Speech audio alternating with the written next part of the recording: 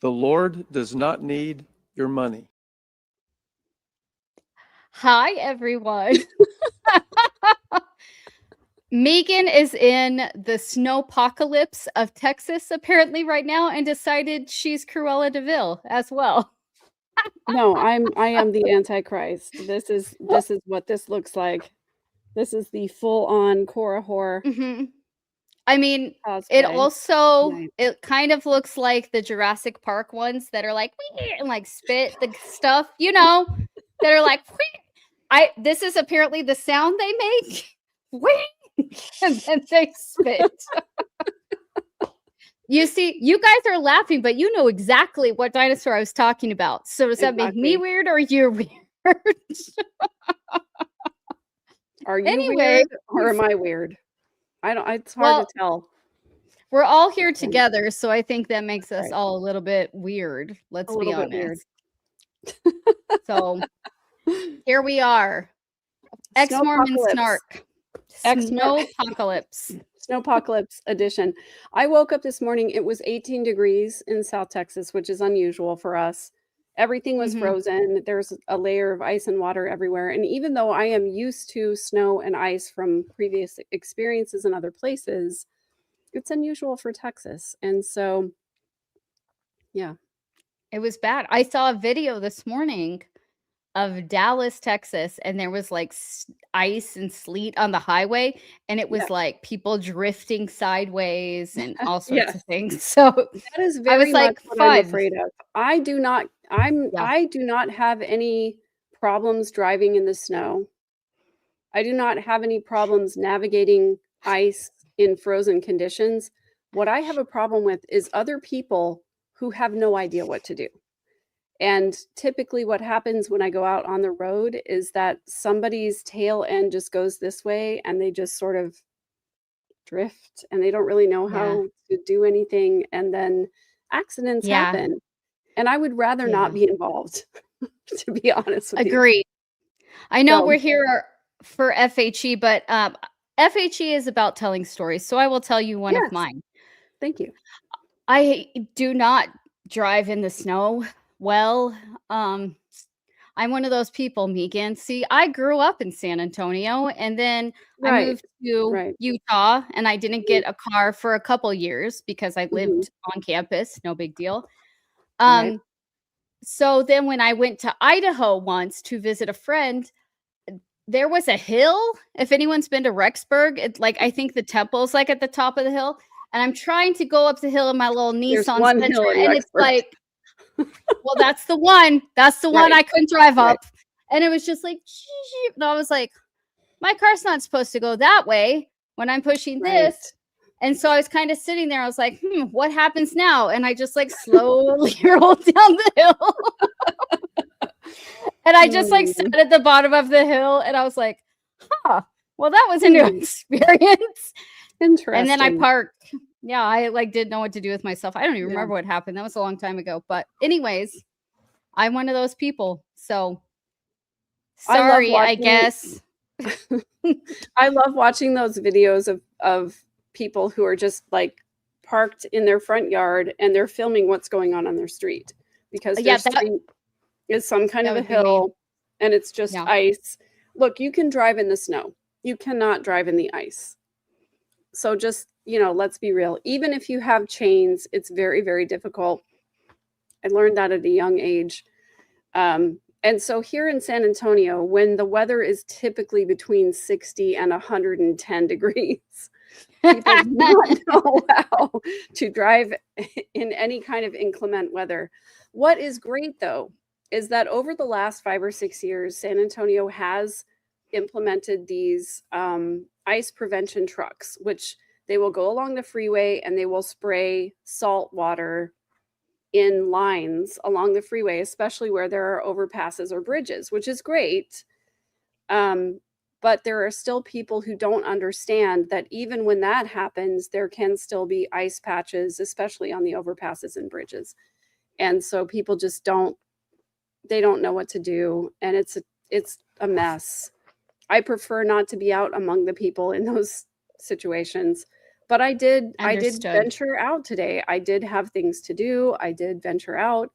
I just, was very careful about the people around me, and I was able to navigate it okay. But I also have to say that, when it is right now, it's about 26 degrees in San Antonio, you really cannot lower the temperature on your heater enough to make up for the difference between the outside and the inside temperature.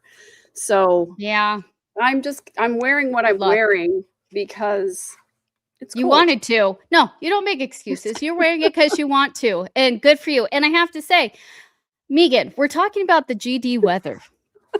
We cannot be right? this uninteresting. I know. Oh, I know. I refuse to say that we've been here for 5 minutes talking about the weather. Okay, It has so been here a we long are. time talking about the weather. I'm so sorry. Megan and Kirsten, ex-Mormon Snark, trading drinks and testimonies, or whatever the hell we say at the beginning. We say that we are trading truth bombs for testimony. No, we're trading our testimonies for truth bombs, and we're spilling the Mormon tea, coffee, alcohol. Kirsten, I want to know why my drink is creamier than yours. Because I was out of cream. Oh. Because I used it yesterday and the day before. So you were testing it out. So everybody was asking, how is the Vegas weather, Kirsten? Oh, it's lovely. Today was 60.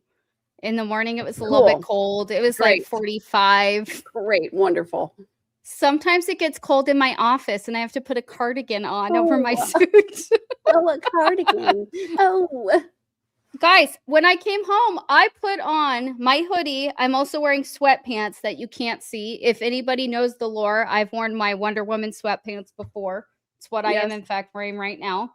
I've got my hat on because my hair was very much in frizzy and not looking so cute. So that's where we're at. But my drink, fun fact, I went to Dutch Bros the other day. I think I was even on the phone with you, Megan. And I got my drink. I remember. And they said, do you want the color changing straw? And I was like, sure, whatever. Didn't know really what they were talking about. I'm like, just give me my coffee. I discovered today when I opened it and watched it, it's a color changing straw. Look, so it looks like white with checkers. It turns pink. You can't really tell on the camera. It turns pink. That's so cute. I love it. I know. And it matches like Dr. Pepper perfectly. So I'm really excited about that. It doesn't take much to excite me these days, guys. I love it. Well, I'm super excited about our topic tonight because we are talking about one of my favorite characters in the Book of Mormon. And by favorite, I mean one of the stories that gave me the worst nightmares of all time as a kid. Because, but also taught me some very valuable lessons. For example, I learned the word ignominious from reading this story. And I remember taking my SATs as a junior in high school. And there were several words that I only knew because I had been a Mormon. And my mom was super impressed. And she was like, oh, what words were those? And I was like, well, first of all, ignominious, quorum. There were several words that I was like, I only know this because I'm Mormon, 100%.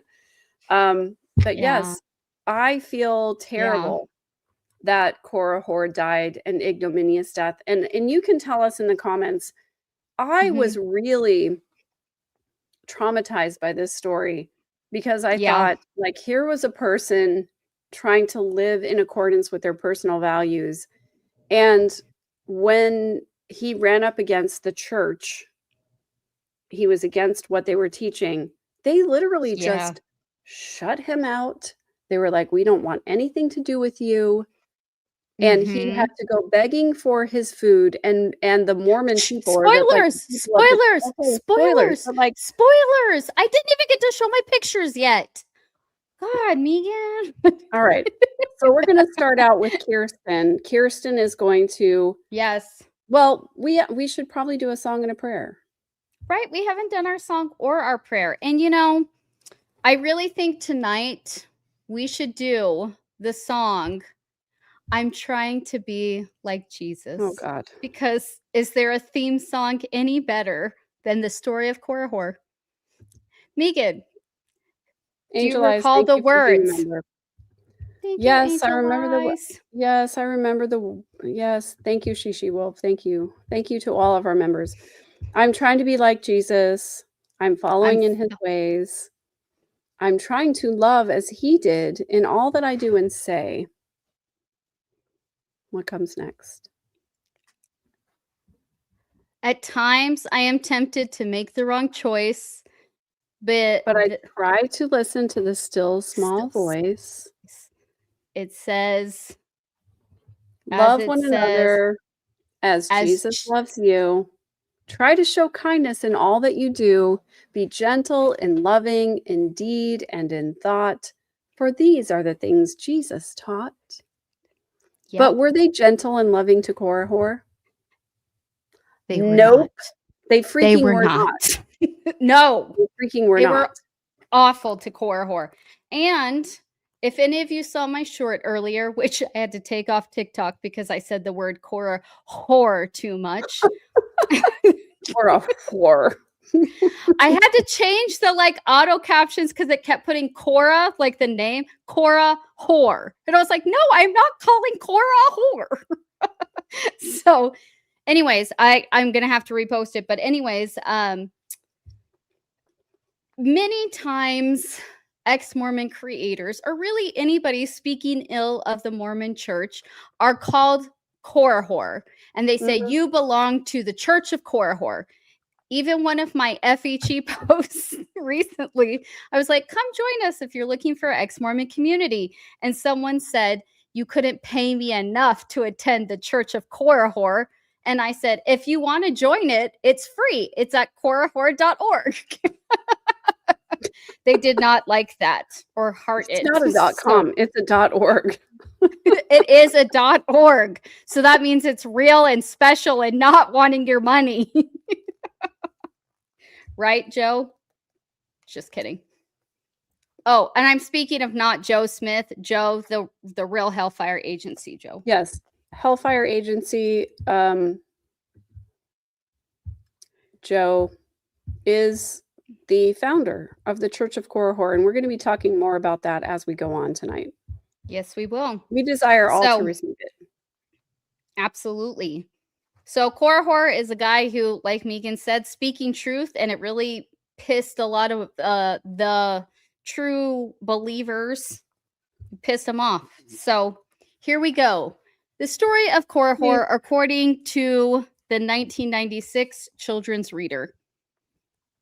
So, Korihor. A man named Korihor came to Zarahemla. He did not believe in Jesus Christ, and he preached what the prophets had said about the Savior was not true. Korihor told the people they were foolish to believe that Jesus would come and suffer for their sins. He said people could not be punished for their sins because there's no life after death. Many people believed Korihor, and they became wicked.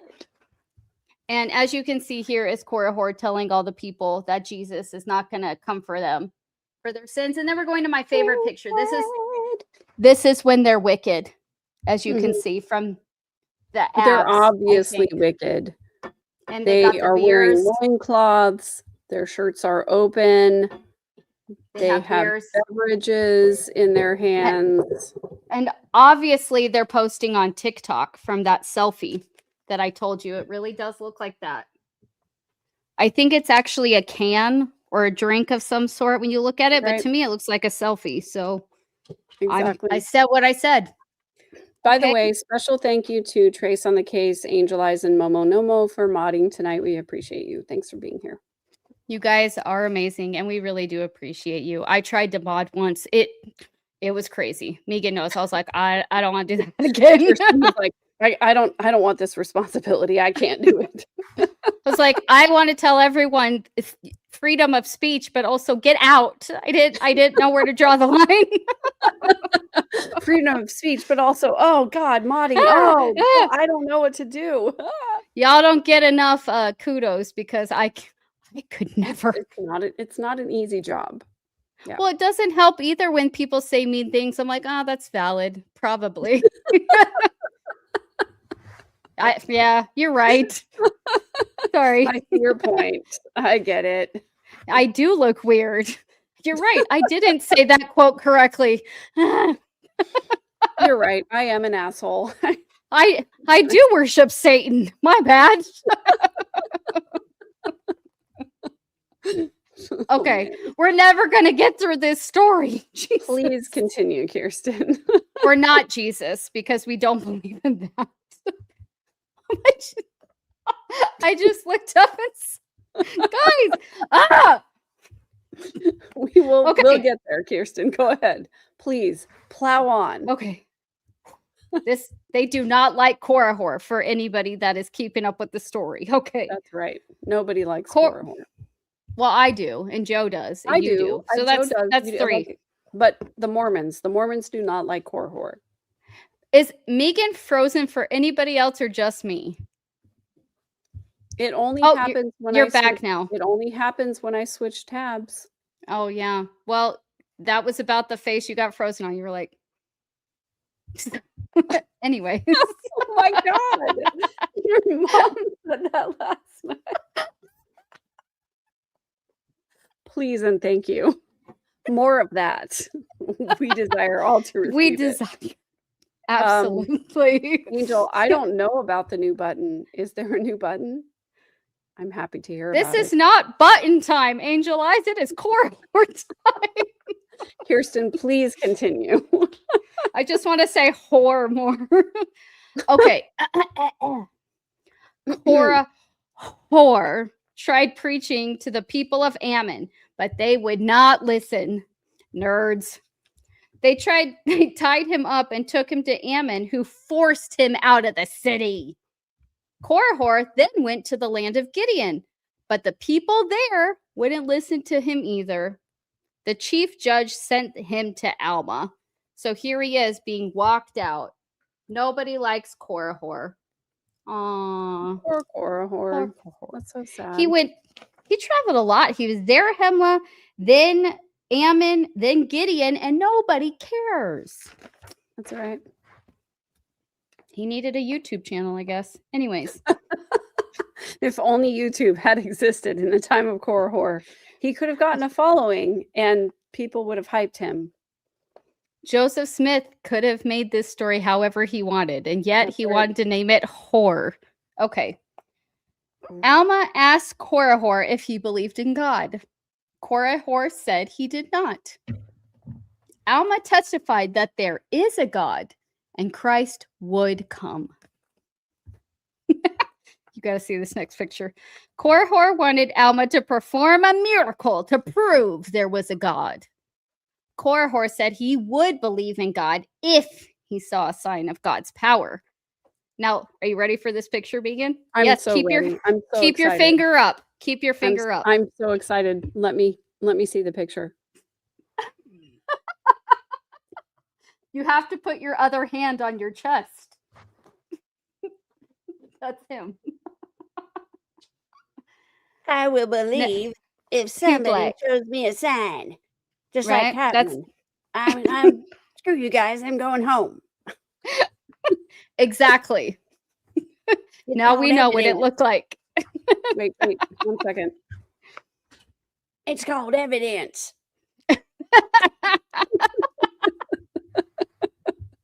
Oh my God. Everyone's like, guys, move along. You're not that funny. And we're like, nobody thinks we are funnier than we do. That's 100% correct. Okay. Please continue. Alma told Korihor he had already seen many signs of God's power through the scriptures and testimonies of the prophets.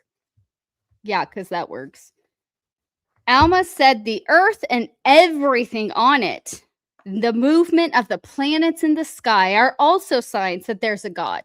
And he's going like this in the picture. Korihor still refused to believe. Ugh, that Korihor. Which, by the way, did you notice he has dark hair and Alma is blonde? Just pointing that out. Alma was sad because of Korihor's wickedness and warned him that his soul will be destroyed. Look at this picture. He's like So sad for your luck. He's like, oh, well. Like, probably you'll be destroyed. Korihor still wanted a sign to prove that there's a God. The sign from God would be that Korihor would not be able to speak. Dun, dun, dun. We need sound effects. Right? I know. After Alma said this, what happened, Megan? He fell to the earth and was struck dumb, I think. He could not speak, is all it says. Korihor could not speak. Right. And this is his not right. This is his not speaking face. Oh. He's like grabs his sideburns, it looks like. Korihor wrote that he knew this was a sign for God. He's drawing in the sand. Do you remember that part where he like literally picked up a stick and like wrote in the sand?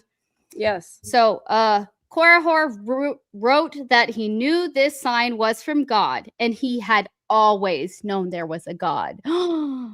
He asked Alma to pray and remove the curse. See? Please remove the curse, Alma. Please. Alma knew that if Korihor could speak, he would lie again. That's right. That's the reason why he was struck dumb, because if he could speak, he would just tell lies no matter what. That was his favorite thing to do. Again, yeah, and again. Okay, I'm so sorry. I just have to show this one comment and please sing a song. Korihor was mean to God. Dum dum dum dum dum. Korihor was struck down. Dum dum dum dum dum dum. I love that. South Park reference for those of you who do not know. Thank you so much for reminding us by playing Tail Dragger. That made me so happy. I love it. It's all coming full circle. See, they knew where we were going with it. To me now. Everyone's going to be like, this is the first time they came and they're never coming back. I don't blame them. I'm sorry. They're like, I'm sorry. This is chaotic. I can't handle it. All right. Alma knew Korihor, if he would speak, he'd like it. Okay. Alma said the Lord would decide if Korihor could speak again. The Lord did not give Korihor his speech. Korihor went from house to house begging for food. The chief judge sent a letter throughout the land telling what happened to Korihor. He told those who believed Korihor to repent. The people repented. That's what it says. Korihor went to live with the Zoramites. One day, while he was begging, he was trampled to death. And that's the end of the story. So this is the point at which I was like, okay, so Korihor said there was no God. Then he was like, okay, this whole time I knew there was a God, because they pressured him into it. And then he basically said, he was like, okay, this whole time I knew there was a God. Yeah. And then the people were like, yeah, you're a terrible person. And so he had to go begging for his food. And people were like, we're not giving you food. You're a Korihor. You're a terrible person. And so he starved. And then he was trampled to death. Yeah. Because the people were super Christ-like. Well, also remember that the chief judge, aka like basically the quorum of the 12 apostles, because he wasn't the prophet, Alma was, but the chief judge wrote a letter to tell everybody, dude, if you're friends with Korihor, you're a bad person, you better repent. Okay. So of course everyone's gonna be like, I was never friends with him, he's the worst. Right? I really hate to be sort of self-indulgent here. No, you don't. But I do, because I hate bringing this up, because it always like makes me angry to even talk about it. Yeah. But there was one of those recorded calls where somebody called my cousin Lori. Somebody called my cousin Korihor.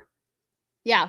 No. And she was like, yeah. Are you saying that I'm a Korihor?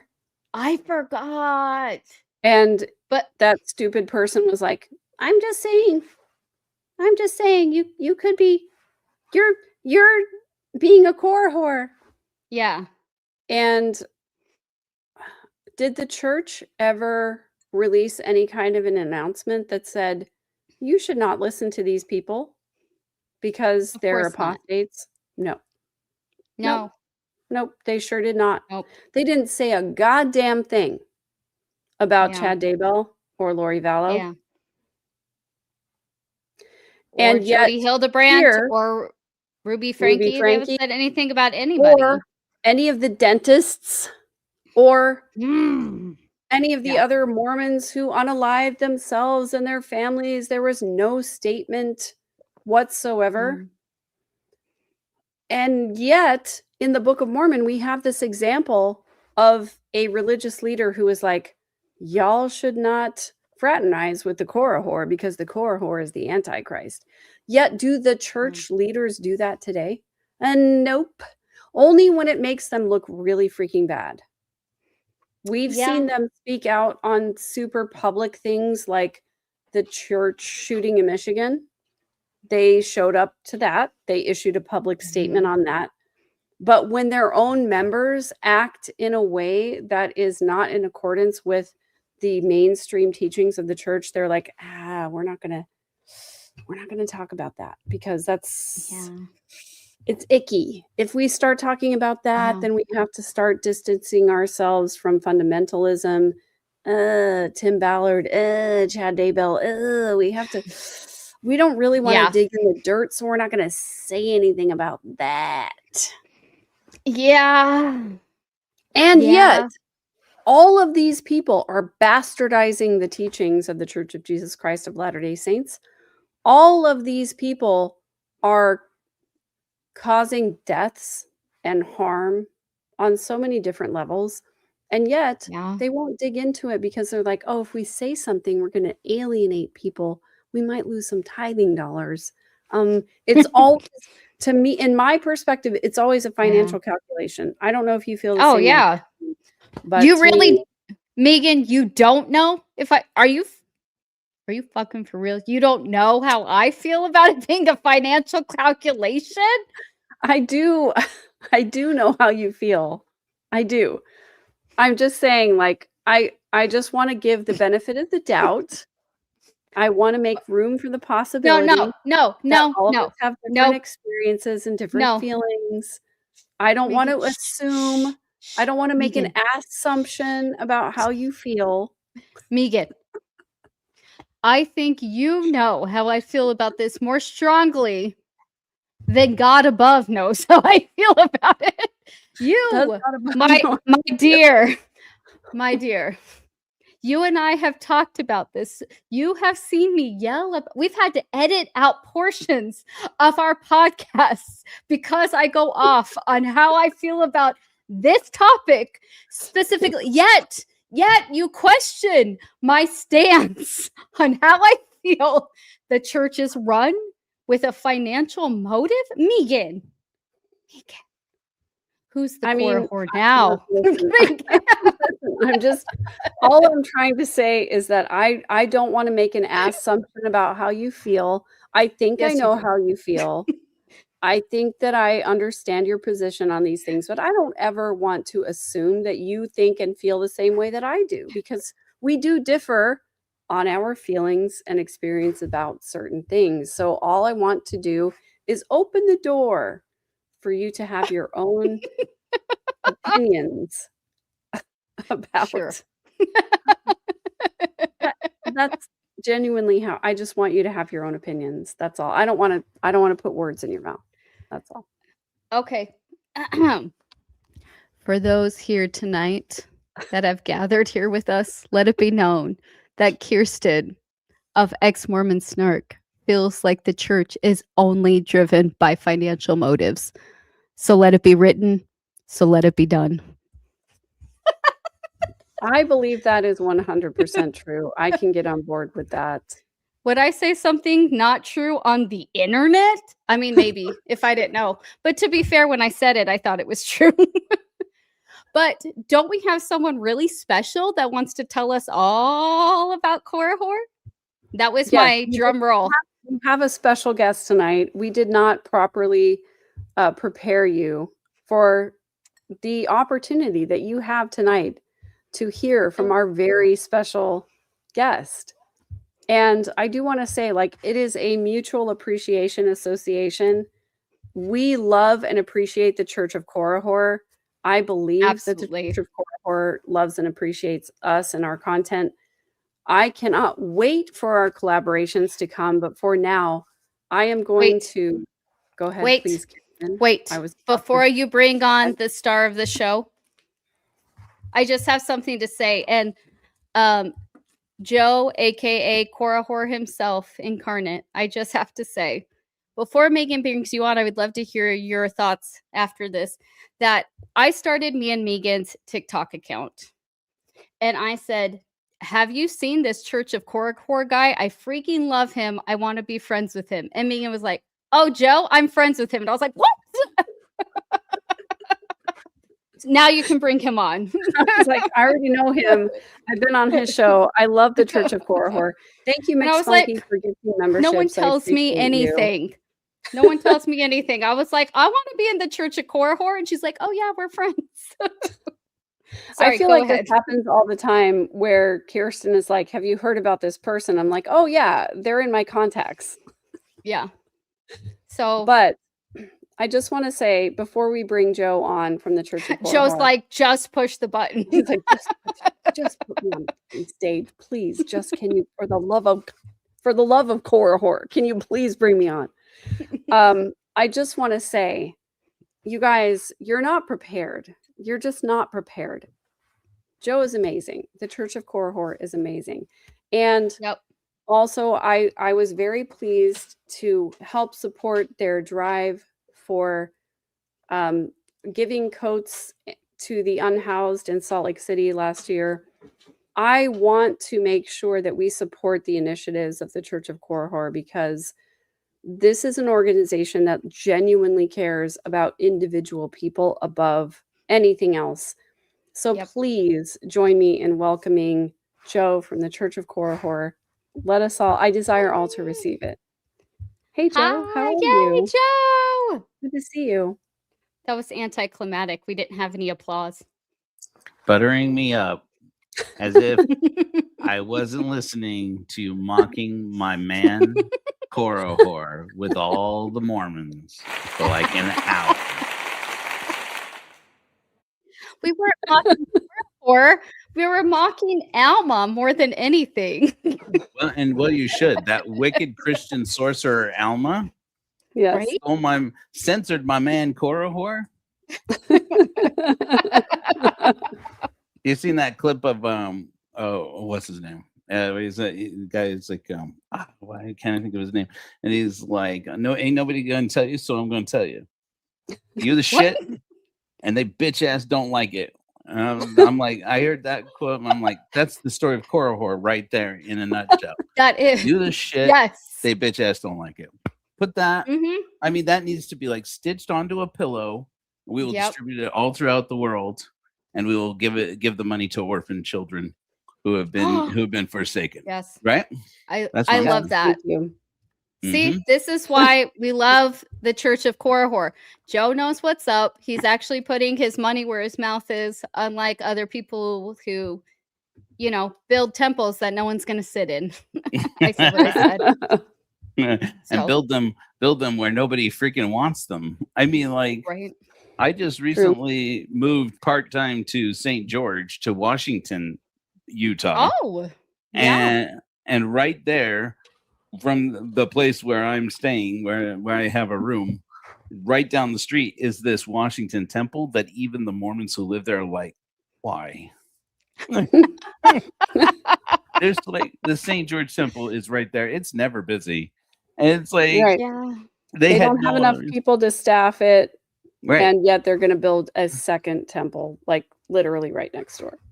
Yeah. Right there. But it was amazing to me that I realized, it's so many things that I didn't realize until after I started the Church of Korihor in 2024, and one of them just happened on your live with the like this, right?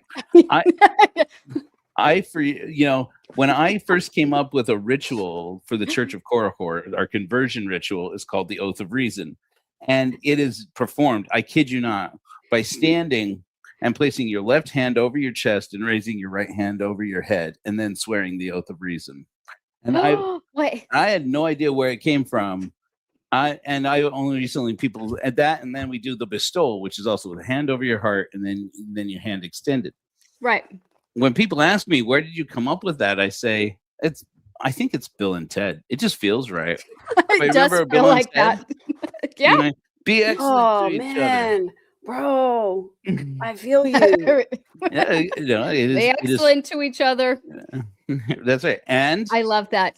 Party on, dudes. Dude. Party on, dudes. Either that or 69 dudes. I love that so much.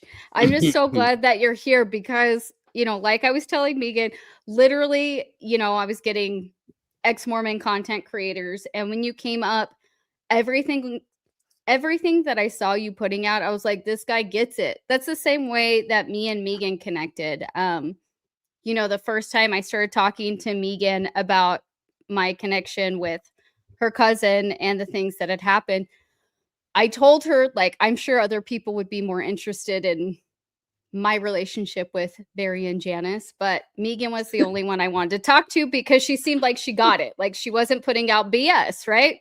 Which maybe she is, and she's got us all fooled. Haha.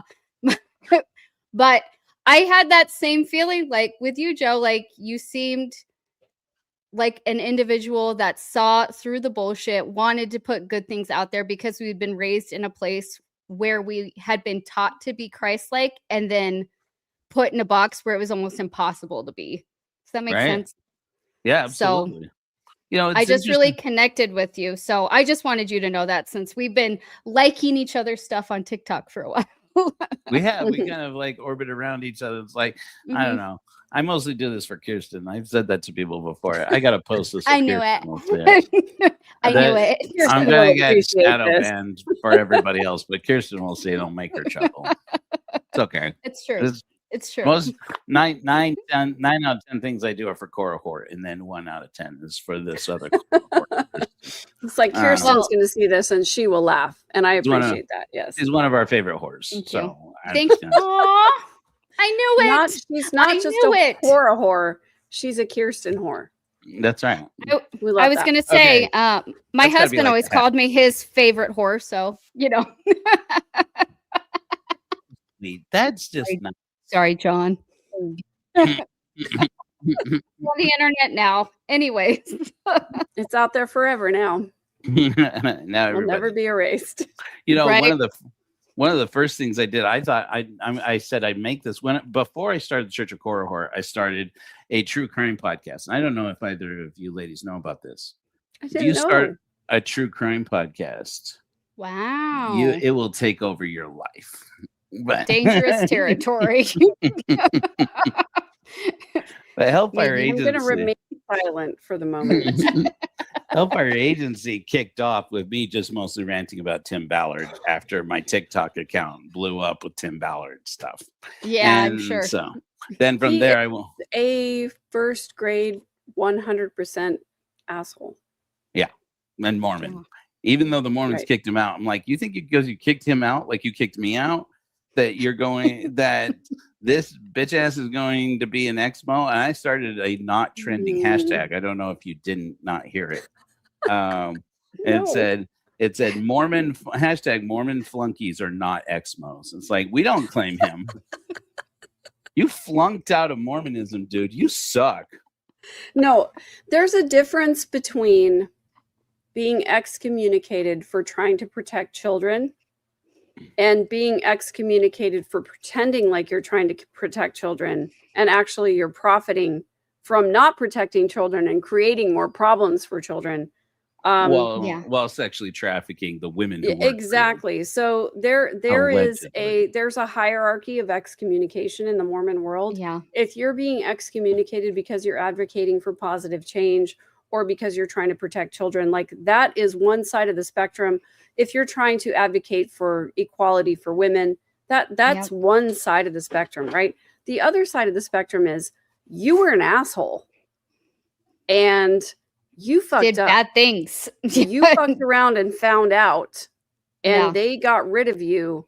Well, mainly in Tim Ballard's case, because he made the first presidency look bad.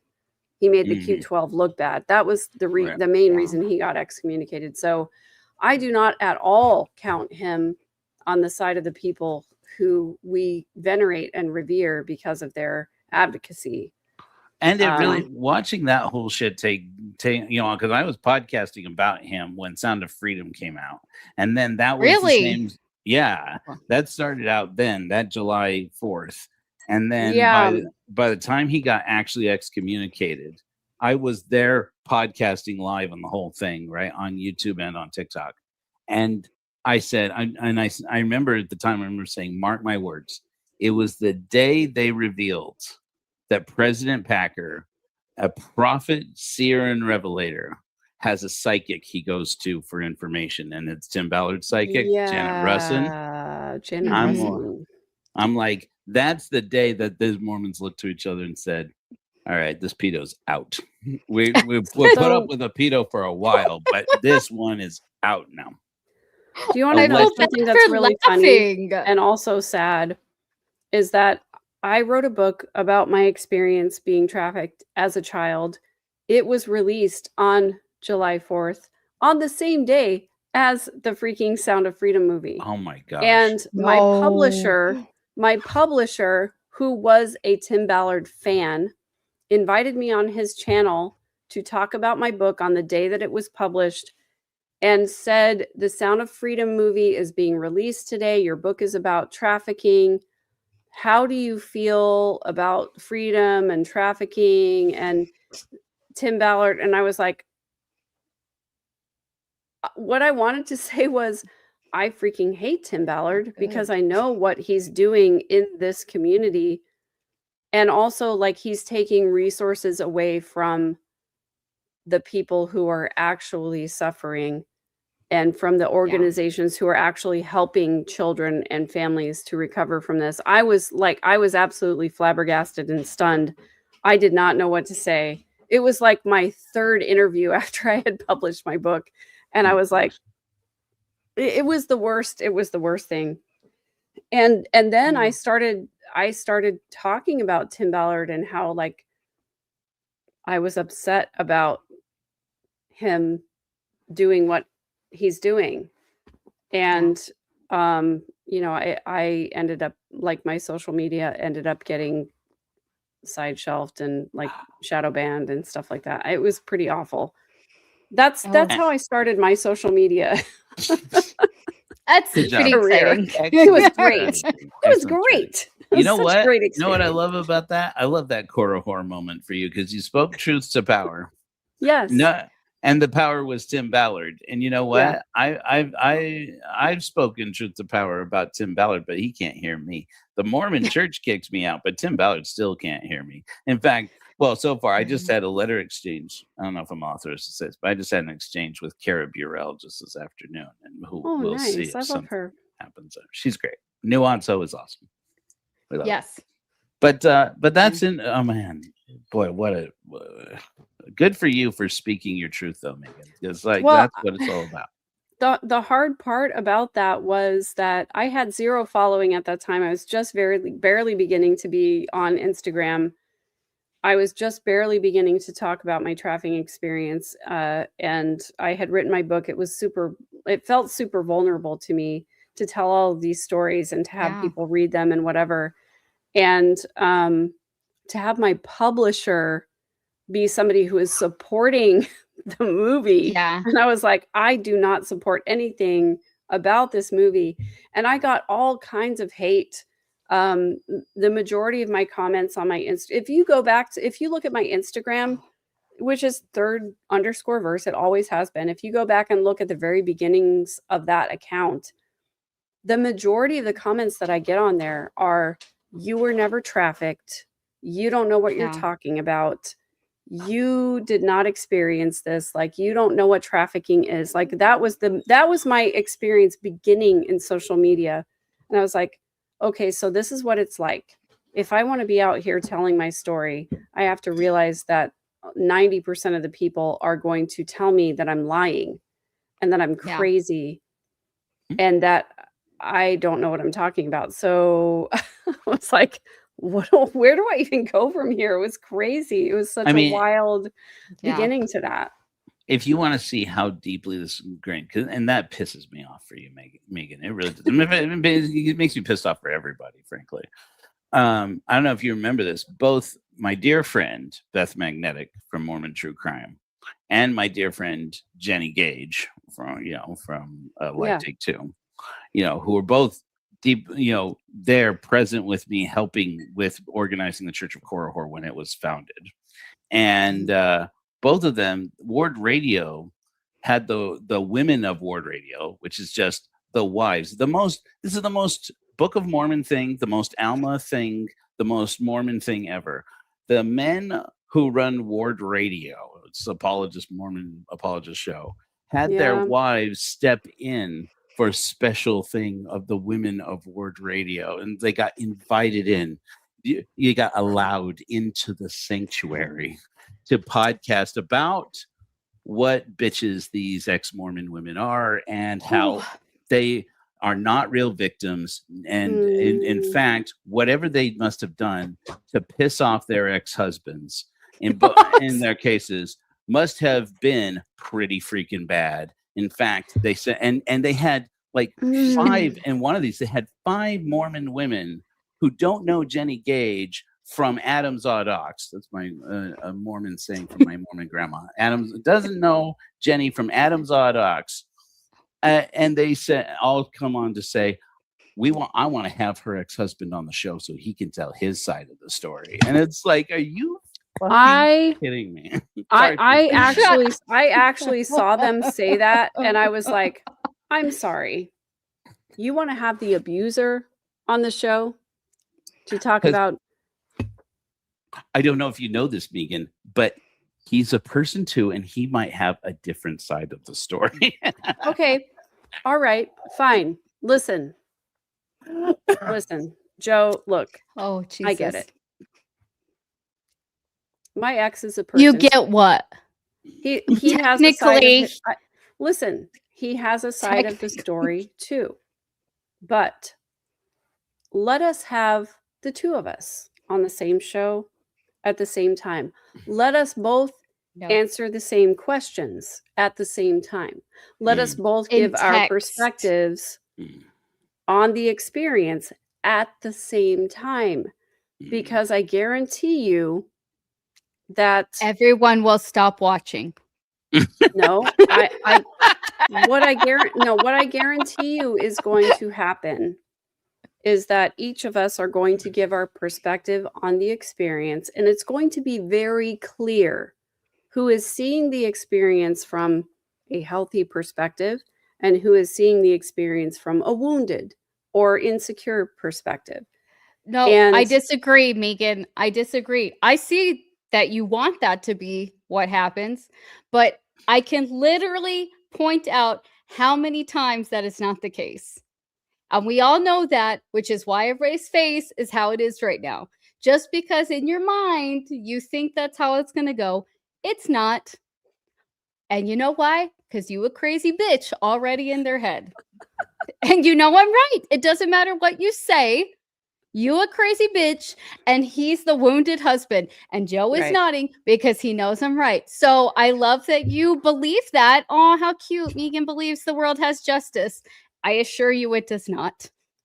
I inherently, I know that. And here's the thing. Like, recent experiences on the internet have taught me that, look, people are going to believe what they're going to believe. They don't give a fuck what the truth is. There's still people who support Tim Ballard. I mean, diehard support Tim Ballard. Yes. And people who are Joseph still Smith. Mormon. Yeah, and Joseph Smith, same thing. That's And very true. you However, take the- I do have to say this, like, given the perspective of two sides of a story, I recently went through this exercise with some people that I care deeply about. You know, one person telling their side of the story, another person telling their side of the story, and people just deciding where they want to fall in that. Look, the people who fall on the side of the abuser, they're not people I want to be associated with. I don't want to be around people who see dysfunctional behavior and say, yeah, they're right.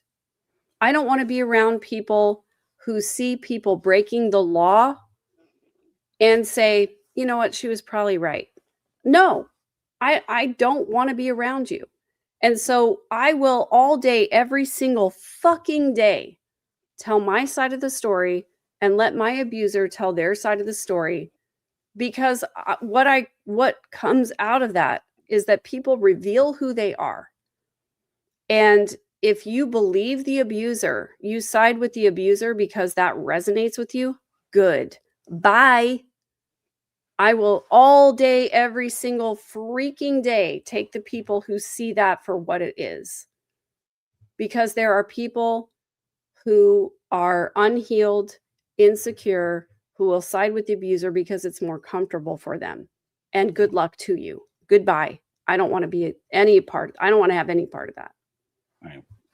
You know, Yeah. I love that, Megan. And what I love best about it, let me tell you what I love about that. I started a church for atheists, and people said, you can't do that. And because atheists don't have any spiritual life, don't have any spiritual pursuit because they don't believe in spirits or gods. And here's what you said right now that really spoke to me. Honest people are people who are honest with themselves first. And people who Yes. are honest with themselves first recognize honesty in other people. You want to talk about spirit of discernment?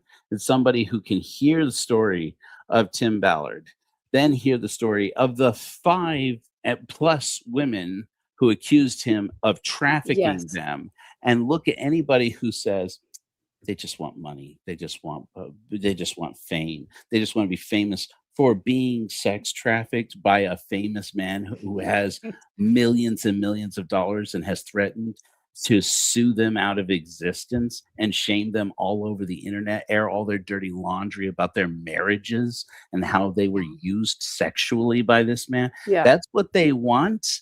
And any person who has, and here's the thing, that's why atheists are some of the most spiritual people that I know, because in order to have the courage to leave church, not just atheists, but agnostics, and I want to acknowledge, especially a lot of women don't like these terms like agnostic and atheist. Now, some do, some take it, some don't, but a lot of them call themselves spiritual. Some of them will say, I'm a spiritual person or non-religious spiritual person and so forth. And I want to connect that and welcome that and say, let them speak their truth and be who they are, because it's wonderful and great. Godless is godless, and I love it. To have the courage to say that takes so much courage and self-awareness that suddenly your eyes are open to a whole new spiritual path. And that's where I say atheism is not the end of your spiritual journey, or agnosticism. Just call it getting honest with yourself, getting honest about God and faith. It's the beginning of a whole landscape of spiritual experience and openness to wonder that, frankly, Mormonism held us back on. And you'll know it because you can see the people, you can sit in the same room and see the people who are still sitting there supporting Joseph Smith. I was on a live on TikTok the other day, not on live because I'm banned, but I was watching live as one guy came in and said, didn't Joseph Smith sleep with 11-year-olds? And these Mormons said, okay, he was 14 and that was normal back then. And then they spent like an hour of doing all this dodge around about, look, sex with 14-year-olds. I mean, everybody wants to, everybody's done it, or everybody's No, got to do no, it thank one you. time. Nope, Doesn't nope. make you a bad person just because you did it once in a while. You know, and it's just like I'm like sitting here and just like playing once in a while.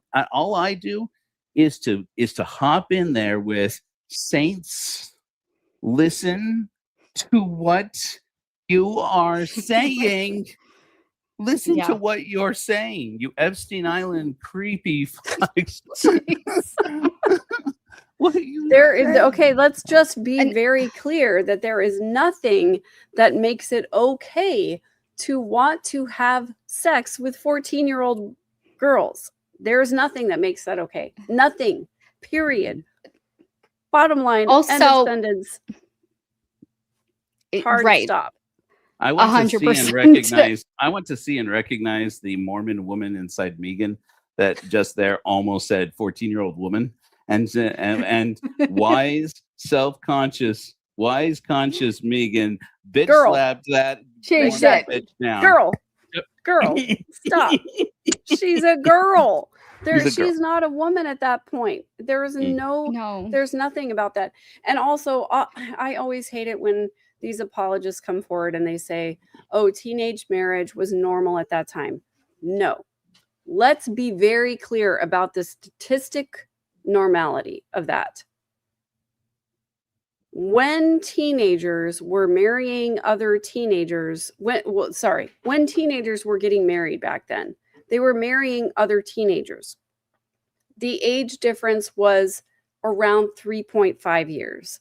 So if there was a 16-year-old, which by the way was about the youngest age in the 1840, 50, 60s, the 16-year-old was marrying an 18-and-a-half-year-old. It was never a 14-year-old marrying a 37-year-old. The age difference was never that.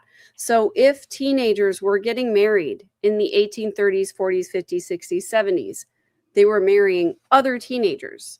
They were not marrying 37-year-old men. So let's just be very, very clear about that. That's right. You want to you want to shut up a Mormon real fast. You tell them, I want you to tell me two things. One, what Warren Jeffs is in prison for. That two, Joseph Smith didn't also do. Exactly. Oh, shit. Well, what I wanted to say, bringing it back to Korihor, was the loudest ex-Mormons, too, that you see out there on socials or talking a lot about it, us three very much in that, are the people who believed it so much that they were completely devastated when they realized how false it was. Yes. You know, it's not just all the things we're talking about right now, but when we were reading the story, you know, they got pissed off because Korihor was going to all the different lands, right? Even as a kid, I thought, why is he wasting his breath? Like, even as a child, I thought this is ridiculous that he's going around and just like telling all these people when they keep telling him to shut up. I feel like it's the same thing now. Like, the three of us and other ex-Mormon content creators, we're not out here doing this because we're like, you know what's going to make me a lot of money? Talking shit about Mormons. That's what people want to hear about. Like, we're out here talking about it because we're like, guys, like, they are really fucked up and they're doing a lot of fucked up shit. And if you believe in Jesus and charity and the Beatitudes and care about people, and you see the missionaries going, like, please, for the love of God and all that is holy that I do not believe in, but I'm sure you do, obviously, because you think about Mormons, then do not join this church. You know, like, honestly, are any of us here to get rich? I know I haven't from this. You know, it's like, it's ridiculous. If you're going to do YouTube as a business, you're going to research the topics that are trending. You're going to research the different algorithms that you can ride, whatever. This is not it. Look, ex-Mormonism is having a moment. Mormonism itself is having a moment in the popular culture right now. But nobody is in this space thinking, I'm going to get on the internet and get rich talking about ex-Mormonism. All of us, I think, I can speak for almost everybody that I know and have followed out here in the ex-Mormon space. Those of us who are out here talking about the Mormon church are doing it because we were harmed and we don't want other people to be harmed. That's what I see as the majority of people who are out here. I can't think of anybody that I have seen or followed or even observed on YouTube or TikTok or Instagram or any of those platforms that are like, I'm just out here trying to make as much money as I possibly can. Most of the people that I've seen, like 99% of the people, are like, I had a bad experience. I don't want anybody else to have a bad experience. I want people to have informed consent. And so I'm out here speaking the truth so that people don't unwittingly join the Mormon church based on what is told to them by these super cute young dudes in short sleeve white shirts with a black name tag that are like, you can be with your family forever. Yep. Because that's the message they sell you without telling you all the other bullshit that comes along with it. Frankly, we would probably make more money if we hung out with the Mormons, because all of them are doing okay. And right? 100 effing %. If we were out here quoting Book of Mormon verses, bearing our testimonies about how much we believe in Joseph Smith as a prophet, the fucking LDS church, I'm sorry, the MFMC would be out here sending us money to promote the church and to be influencers in the faithful LDS space. We would be making so much more money if we did that. So according to Alyssa Grenfell, they're paying her anyways because they buy ads on her show. They buy ads on our show also. We hear this. People yes, they do. All the time. They were like, we were watching your show and we saw an ad for the Book of Mormon. Should we click on it? I'm like, do not click on it. Do not. You just let it play all the way through and say, thank you, Jesus. Thank you. Thank you. Thank you, Jesus. Thank you, Jesus. I tell you, I have pulled up here. You don't have to pull it up if you don't want to. I have it in your studio here. But this, I have pulled up in here a document that I have compiled, which we call the Korihor Canon. And in there is a chapter from the Book of Mormon, which is in public domain. And this is chapter 16, which is now chapter 30, but never you mind that. Never you mind any Mormons out there straggling along, finding out they changed the Book of Mormon. What? Anyways, this is from the original. This is from the Book of Mormon that was true. I bear witness. And this is verse 15 of the martyrdom of Korihor. This is Korihor 1:15. Amen. And thus he did preach unto them, leading away the hearts of many, causing them to lift up their heads in their wickedness, yea, leading away many women and also men to commit whoredoms, telling that when a man was dead, that was the end thereof. It wasn't just women committing whoredoms, it was also men. This was not just some lesbian brothel, because I tell you this right now, probably the worst business idea I have ever heard, lesbian brothels, because those lesbians will pay once and then you will lose them. It'd be like you'll get a good racket out of a lesbian brothel for like a minute. But that's because like they'll spend like 4 hours going, you're so soft. You're so soft. Oh my God, you're so soft. Oh my God, you're so soft.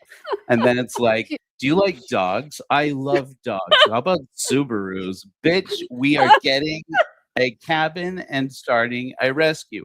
And then you lost everything. Terrible business plan. Korihor knows what he's fucking doing. I'm not saying that Korihor.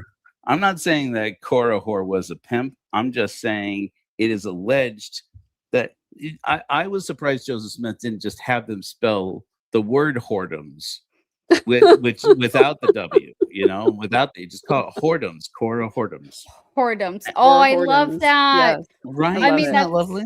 I think it's wonderful. Do we think that maybe he knew a woman named Cora who really pissed him off? I do think that that's the case because he had no imagination. He was like, this bitch Cora down the street. What a whore. This is a great name. I'll tell you this. I recently read a paper by a Mormon who tried to make the case that Korihor definitely was a Zoramite. And I'm like, who cares, dude? What is this guy on about? And he's like, Wow. well, the Zoramites, we know that they merged with maybe some of the people left over from the Jaredites. And if you Do look we know that? No, we don't. They don't know any of this. This is all fiction. This was all made the fuck up. Okay, so can we just stop pretending that any of these people were real and that we care about any of it? We can. And here's the beautiful thing about it. I know. I tell people all the time. People are like, why with Korihor? And I'm like, look, Korihor is not real. I know this is strange for the person who leads the Church of Korihor to say, Korihor is not real. I know that. He's fiction. He's a legend. And guess what? It's still cool. It's still good for me because I love it. Right. Literally, people will come in our comments. They're like, well, according to this, but like agreeing with us, but they'll be like, in the Bible, it says blah, blah, blah. And I go, well, we don't believe the Bible either. So it's really a moot point. Right. So, okay. I love me some ex-Mormon Christians, man. It's like, I can understand rejecting the Book of Mormon. But the Bible, Bible.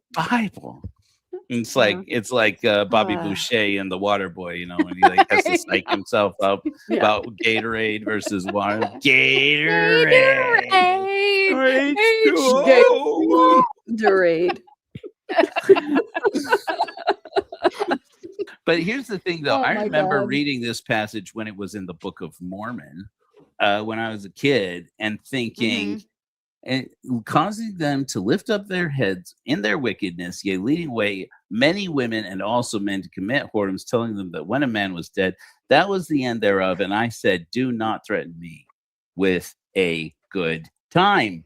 You know, I'm like, how do I join the freaking Church of Korihor? This is a moneymaker right here. This is the best community. I would pay. It's like you want me to pay 10% of my income to a church. That's my church right there. Yeah, there you go. Well, we love that so freaking much. I love all the stuff that you're doing, and I have heard that you are having a special Church of Korihor session that we may or may not, or definitely are attending in St. George. Kirsten? We are definitely. I can attend it.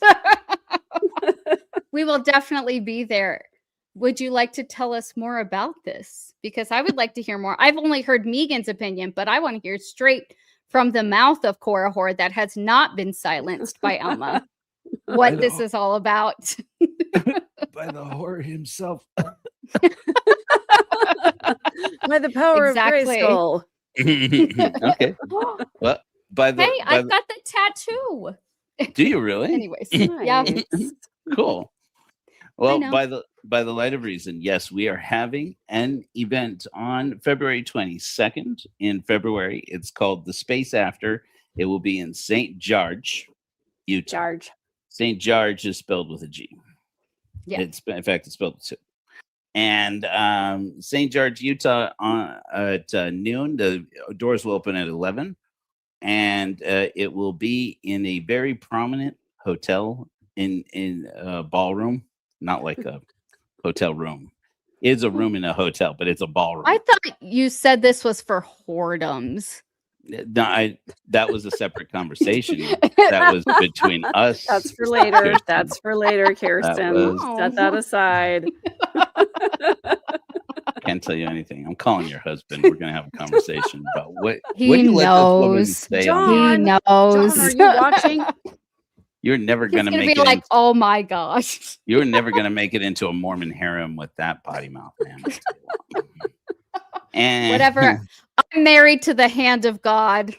That's so. right. Oh, okay. Did you see the video? John's hand did appear in our temple ceremony episode. When we did the temple ceremony, my husband came in and he was the hand of God, so we could show what the symbols were, or excuse me, the handshakes were. So I totally misinterpreted that, but I am a perverted whore. So John was like, don't make me participate in any stupid shit. And Kirsten was like, I only need your hand. And I was like, ain't nothing stupid about that. Ain't nothing stupid about going. All right. Going digital in the union. Moving on. So back to St. George. thing. King George. We're having a sacred event where we are doing we're doing an auction and / concert. And we are doing a silent auction where several pieces of my art, my paintings, will go up for a secret auction. People will be able to bid there. And also, we have as many as 10 artists potentially who have asked to volunteer pieces that will go up into the auction. And the revenue from that auction is going to an organization called Cherish Families down in Colorado City / Hilldale, where is going to basically the survivors of the FLDS Warren Jeffs cult, and these women whose lives have been completely derailed. And this organization is fantastic. They help these women to learn financial skills. They help them to develop job skills. They make sure they get connected with shelter. We went down there just a couple of weeks ago with luminaries of the Church of Korihor. Well, a luminary of the Church of Korihor is also my sister. And we brought some blankets, some of those hand-tied felt blankets for kids, like Star Wars characters and stuff on them.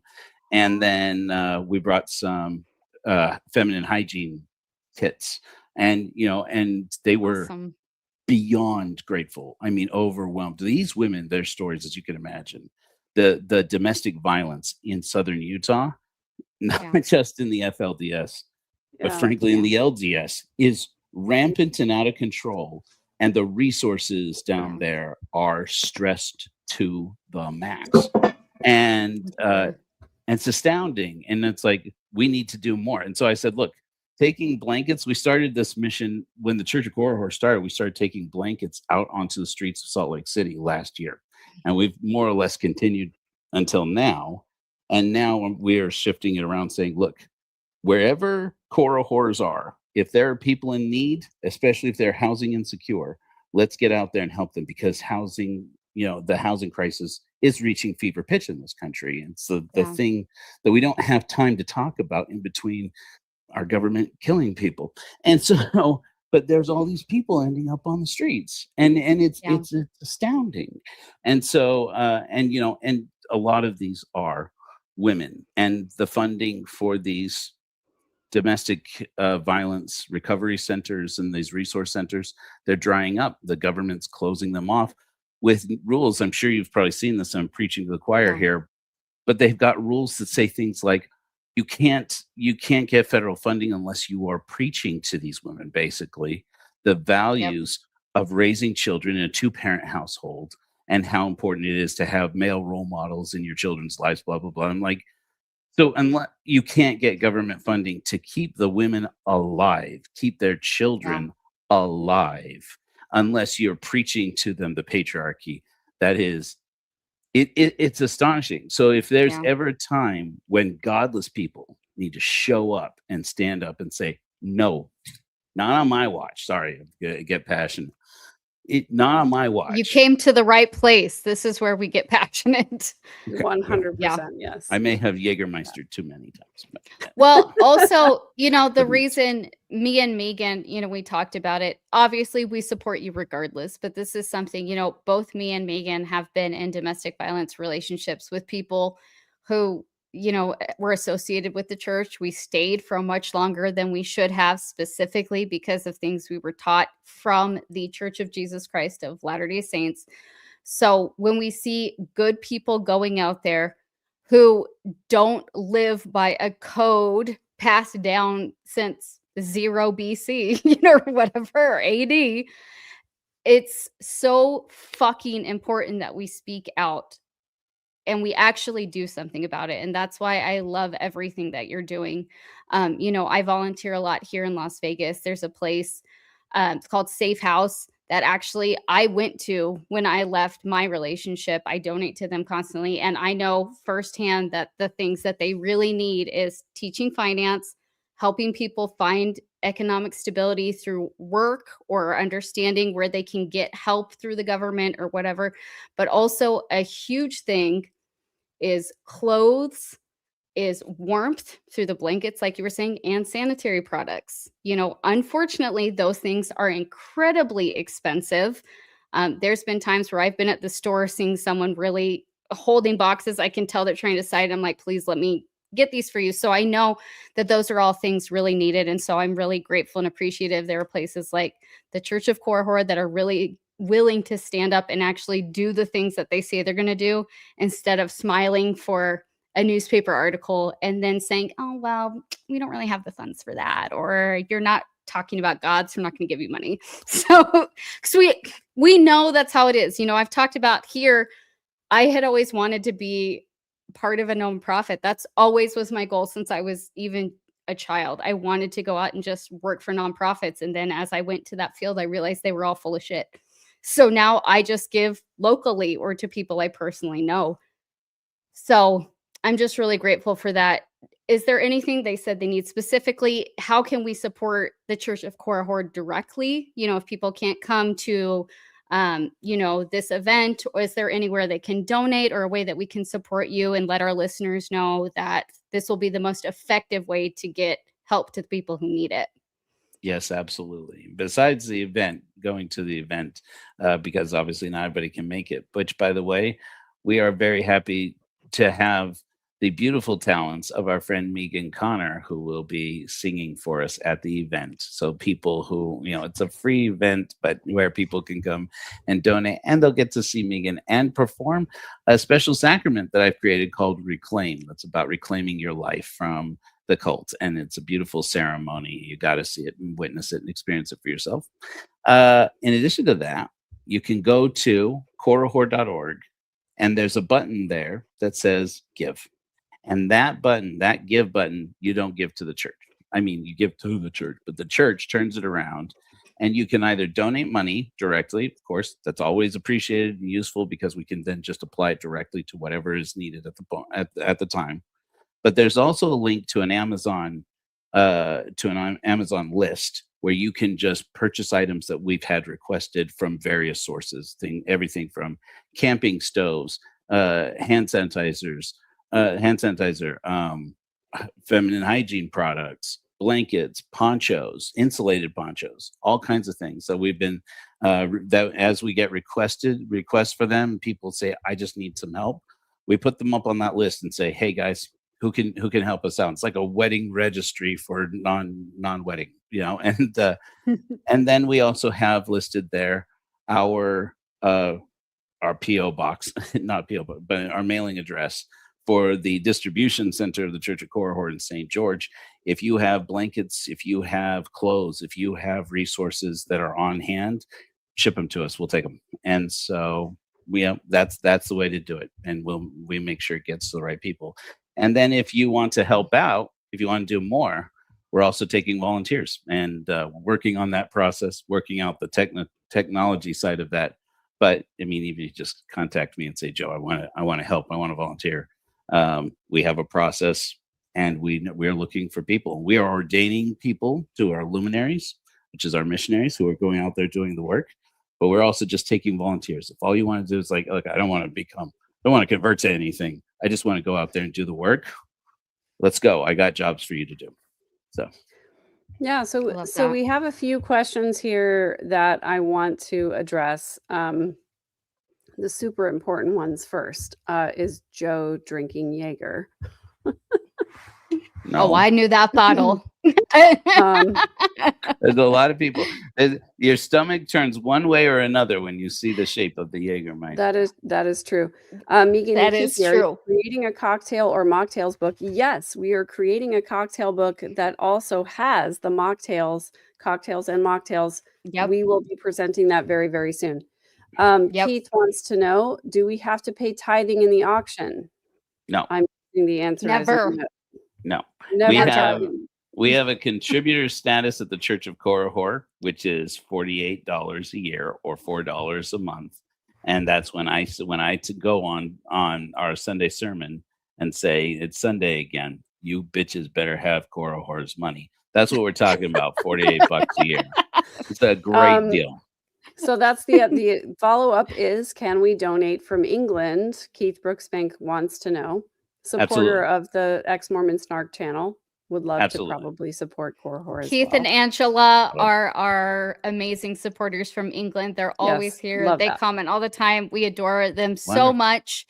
met on a mission. Just really, really, truly incredible people. We very much appreciate you and would love for you to also support our good friend Joe in the Church of Korihor. Yes, any please. way you guys can. Jesse Roblin wants to know, will any of this be streamed, Joe, from St. George? The plan is yes. We'll see what actually happens. But Okay. yes, that is the plan. I would love to be able to live stream it to this channel as well as your channel at the same time. Even if we do members only, whatever, I would love to live stream it to both places at the same time. That's what I was hoping for as well. I was actually going to ask you after this for your permission for us to do it, at least Megan's part, because, well, we want to support you. And also, hello, everyone needs to hear Megan sing so beautifully, like a little nightingale. Okay, we're going to, okay. Yeah. Like a nightingale. I'm feeling now there's a little bit more hype than is going to be delivered. But it's like Cinderella, sing, sweet nightingale. It's like, well, I'll help you out, Megan. It's like Pavarotti. Sing for me, Christine. I'll be like, sing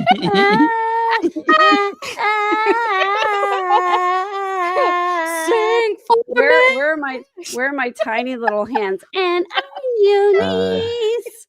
Details for the Space After event are subject to change. Megan may be canceled based on her performance. Megan, there's way more reasons to cancel you than that. If Megan's first song does not deliver, we may end the stream early, everyone. I may get up and sing Yellow Submarine. That's all. That's all. All right, church is over. Amen. All right, thanks, Megan. Bye, everyone. It just cuts off. The stream ends. Anyway. Can you please provide us with your Amazon list? Do you have a link that we can put in the chat or in the show notes? I'll give it to the easiest way to get it so it's easy for people to see and remember. I'll put it here in the chat. It is korihor.org/give. It's like right up there at the top. Okay. Oh, it's not letting me post it. So easy. That's korihor.org/give, and you can't miss it. It's right there. We'll put it in the description as well for anyone. I'll post it on our other socials. So anybody that wants to go and help, please do so. Yep. And remember that on that tab, there's also the ability to donate money to the Church of Korihor. But none of that money on that tab goes to the church. It's the church's functions or to the staff, which is mainly me. But it goes to the work. I mean, you show me an organization that does differently. I mean, we may be idiots for that. I mean, we probably would get a lot more money if we would say, okay, everybody gives money to the enterprise invests it in stocks and bonds, and then has Mitt Romney's firm go out and gamble it, and then bring it back and perpetuate a real estate scheme, and then we'll maybe do something with it if we feel like it. Probably, yes, but I'm not that complicated of a person. It's like, here, how about this? You give money to the Church of Korihor, we'll give it to the people who do the thing. we just also, I have to say, if you go to Joe's TikTok, is it Hellfire Agency, right? At Hellfire Agency. Yep. Joe will have videos that he shares of other people in the area who might be needing help or needing jobs. And also, I've seen your videos actually going out and handing out stuff to people. And I'm always, I'm very impressed because so many people, like we continue to say, will only do the right thing when there's a camera on them, and it's just like you doing your thing all of the time, sharing people's stuff, being like, let's help this person out. It's not just, we help people. Ding, it's actually doing it. So, I always say, rich people don't tell you they're rich. Smart people don't tell you they're smart. Kind people don't tell you they're kind. And that's what I get from seeing you. Thank you very much. It takes an extra amount of effort to be able to do that. It's like where it's like I'm like, so I like, I'll never forget the first time I told my now ex-wife, this isn't why she's my ex-wife now, but I said, so I'm going to take Elijah to distribute blankets. And she's like, when? I'm like, tonight. And I'm like, he's not going to distribute. I'm going to distribute the blankets. My 14-year-old son at the time. And she's like, it's 10 o'clock at night, Joe. I said, yeah, we're not going to leave until 11. And she's like, you're going to take my 14-year-old boy downtown Salt Lake City at midnight in the middle of the night. I'm like, he's just going to film me giving out blankets. And she's like, is that what this has become? You're so gross. And I'm like, I do this several times a week, just going out and doing it. But I had people in the prominent people in the ex-Mormon community, I won't say who said, does he have any footage of him actually doing it before we try to help him to raise any money for it, or even just get blankets for it? I'm like, don't give me money. Just give me blankets. And I'm like, no, I'm storing them and selling them on eBay. What the hell do you think I'm doing with all these used blankets with like your wine stains on them? People, come on. Yeah. So I started recording.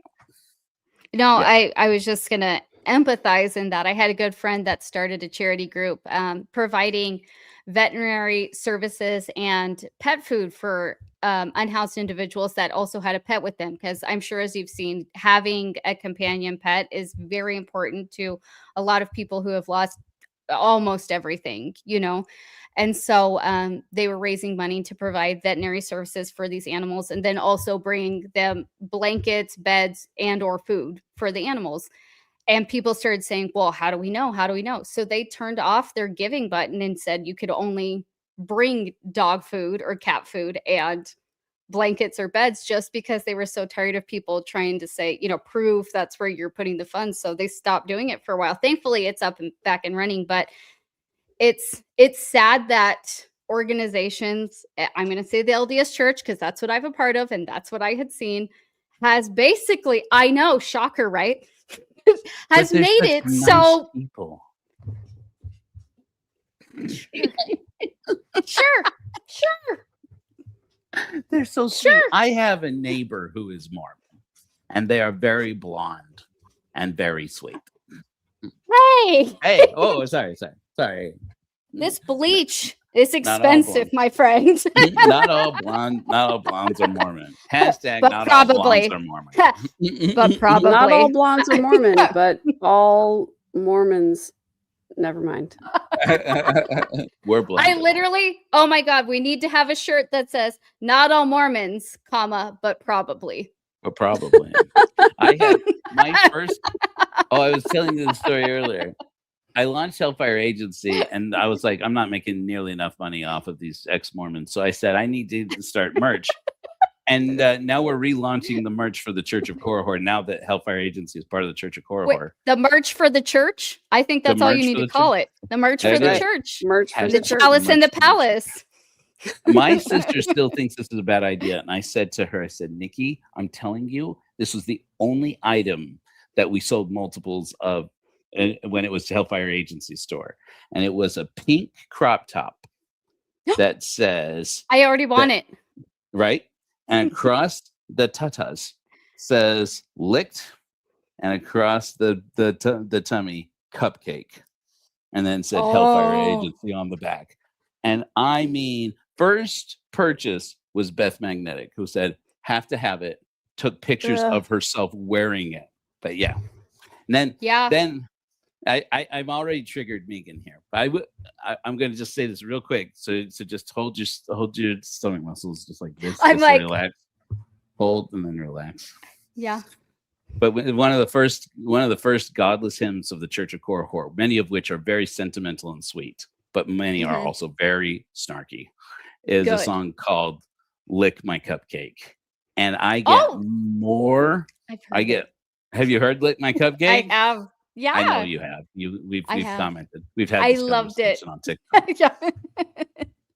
And it's a good one. So yeah, so that's coming back. We're bringing that back, and we're bringing it back also as tank tops, because there's a lot of people who don't want crop tops, right? But we're bringing back tank tops too. So I wanted to make a crop top, and Megan said there is not a shirt small enough I want this on. That said, literally, we hate women's bodies so much that the very first sin was a woman eating. And I was like, I want that on a crop top. It's a great concept, but there's not enough room on a crop top for it, because the crop top I would want would be so tiny. It would literally would not be enough room for all those words. We need to find not enough room to receive it. There's not enough room to receive it, is what she said. What she said. We have to put that on our temple sex sticker sheet. Oh man. I don't know, Joe. I don't know if you have seen our inappropriate temple sticker sheet. Oh man. But we have it. We have it's a whole right over sheet there of stickers. I hope one of them says it is delicious to the taste. It does, in fact, yes. There is one sticker that says that. Yes. Yeah. Will Kirsten you give it to me? Can you show it? Just show it. Has it a name? Show it and then read it. Yes. Oh, I have to turn my ring light off. Guys, I'm going to get ugly. Just kidding. Oh. Okay, now go ahead and read it. Now that we can all, Now you can see how dark my house is. We have, will you give it to me? Yep. Delicious to the taste. Yep. Has it a name? What is that? You give it to me. We will go down. Let us go down. What is wanted? And then, will you give it to me? And then just International House of Handshakes with a silhouette of the temple. Yes. Oh man, so, I can't believe there isn't one that says, "Have you any money?" You can buy anything in the world with money.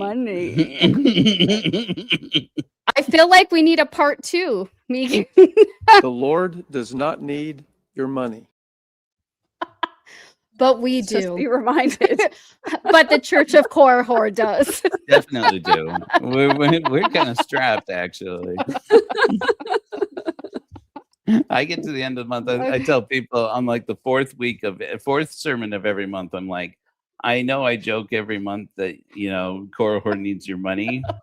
But it's optional for you guys, but for me it's not. So I'm not complaining, but Korihor definitely has to take my money. If it doesn't take anybody else's, he has to have mine. Okay, so asking for a friend, Jesse Rublin, do LDS churches have cameras in their parking lots? That could be fun to put on cars when I visit the Family Search Center. I know for a fact that they do. They do, in fact. I know for a fact that they do, because around the same time that Mike Norton started getting caught, going around churches here in Utah, I went and did a photo shoot, just a discreet photo shoot at the Salt Lake Temple with my employee at the time, and it was not but 5 minutes before I had church security following me wherever I went. Oh my gosh! Wow. On Temple Square. So just to be clear, Megan and I should not go to the Las Vegas Temple and create content, which was on my to-do. I did not say that.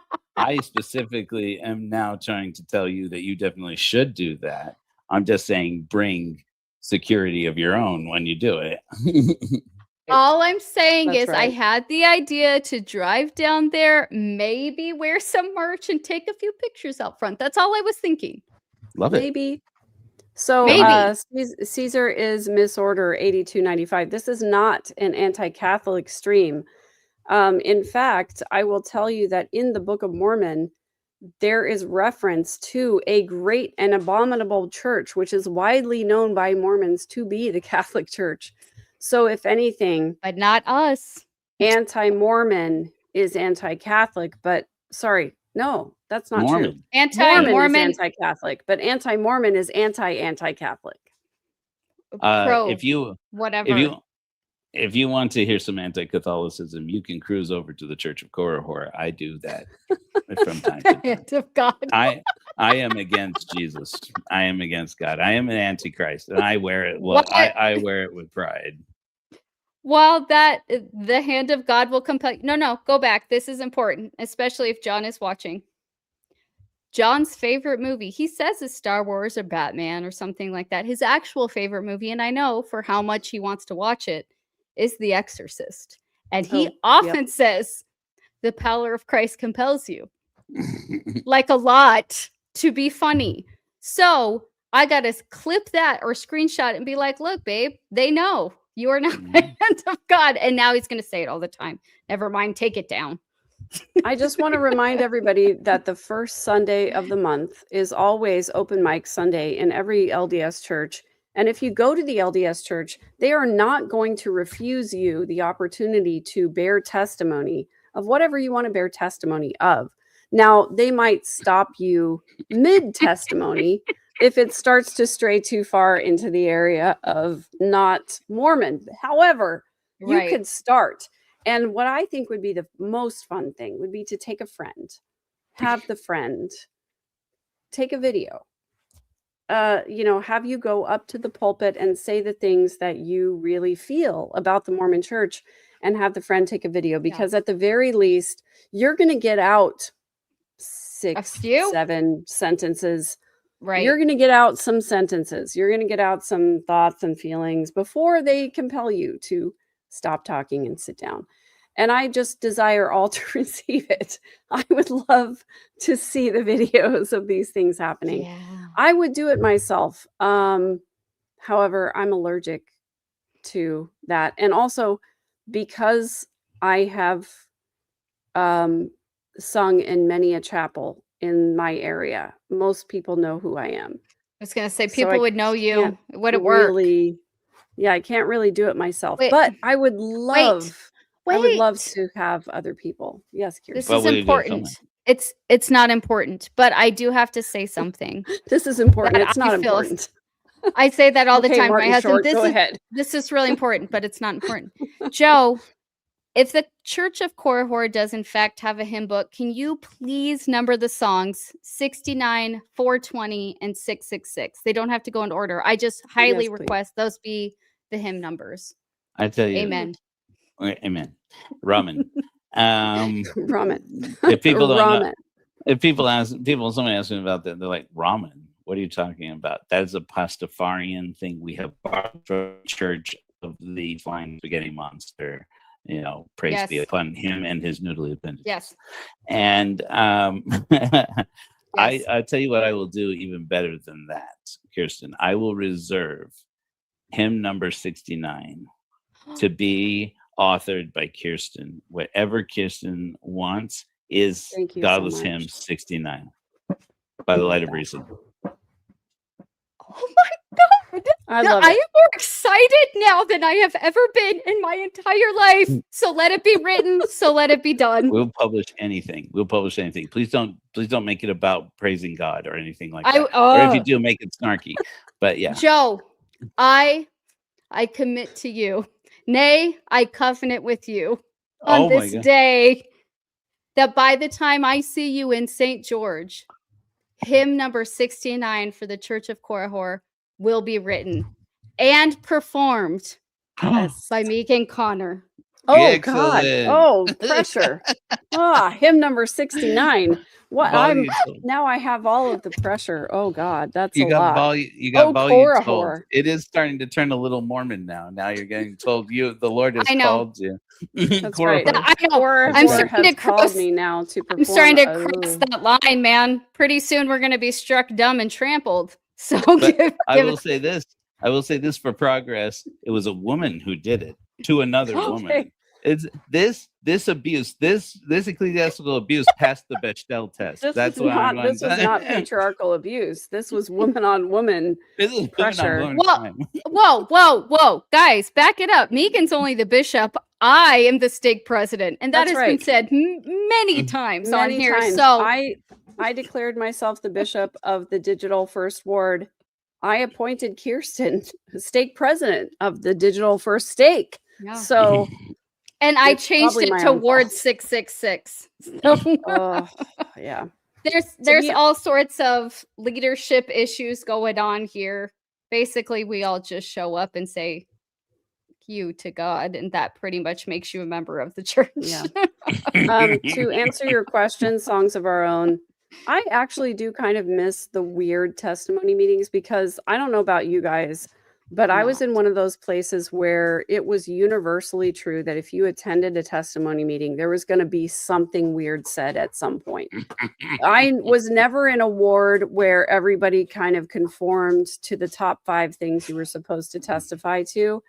And I have so many stories of weird testimony things.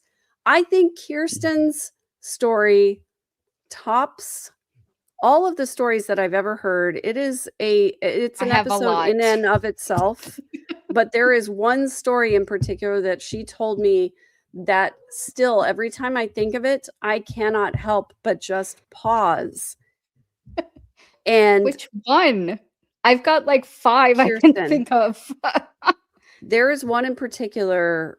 I just think I don't even know what would be the appropriate venue. This is the thing. Like, you told me this story like 6 months ago, and still to this day, I'm like, what is the most appropriate venue to share this story in? Is it a members only live? Is it a Patreon community? Should we just put it out there for the general public because it's so important to hear? I still cannot decide what is the best venue to tell this story, because it is so epic. Which one is it? Is it when about the wife? About the wife? It is about the man with the wife. The wife. Oh yeah, that is a pretty good one. Should I just share it? I don't know what we should do. Joe is dying right now. Pun intended. I gotta know about the man and the wife. Look, we are 1 minute and 40 seconds. Sorry, 1 hour and 40 minutes into. How much Jaeger has family she night? Had? Me? I've had 0 Jaeger. I do not. I'm like, I haven't had any Jaeger since I was 23 years old. Okay, sir. So I almost feel like if people have stuck with us this long, they maybe deserve to hear the weirdest testimony story in the history of testimony stories. But I feel like this is a good one. This is a good one. I feel like maybe, I don't know, if you're still no, here. Let's go. I guess you deserve to hear it. Yes, let's go. They've been through some unhinged. You know what? Today. I'm gonna just feature you right now. Just go for it. Oh, hello. Welcome to Kirsten's weird testimony meeting, where I will not be testifying, but I will tell you a weird WTF story from my childhood. Growing up, we had Fast and Testimony Sunday, which was the first Sunday of every month in the Church of Jesus Christ of Latter-day Saints, where people could get up and share what made them special or made them feel good about being Mormon. So this particular Sunday, I was about 8 years old, and a man walked up with tears in his eyes, began to bear testimony of eternal family and how much he was grateful for his temple marriage and that his children were sealed to him and so on and so forth. And as he begins to really share the doctrine of eternal family, he then says that he had lost his wife earlier that day, perhaps even in the middle of the night. He wasn't sure, but he knew that she would want him to come to church. So him and his son got up and got dressed and came to church. And as he was leaving to church, he kissed her goodbye. That's right, because her body was still in the bed at home. They had done nothing about it. They had not called any authorities, just got ready for church, left her body comfortably, and went to testimony meeting, where he then told everybody that families were eternal, and he was glad for that.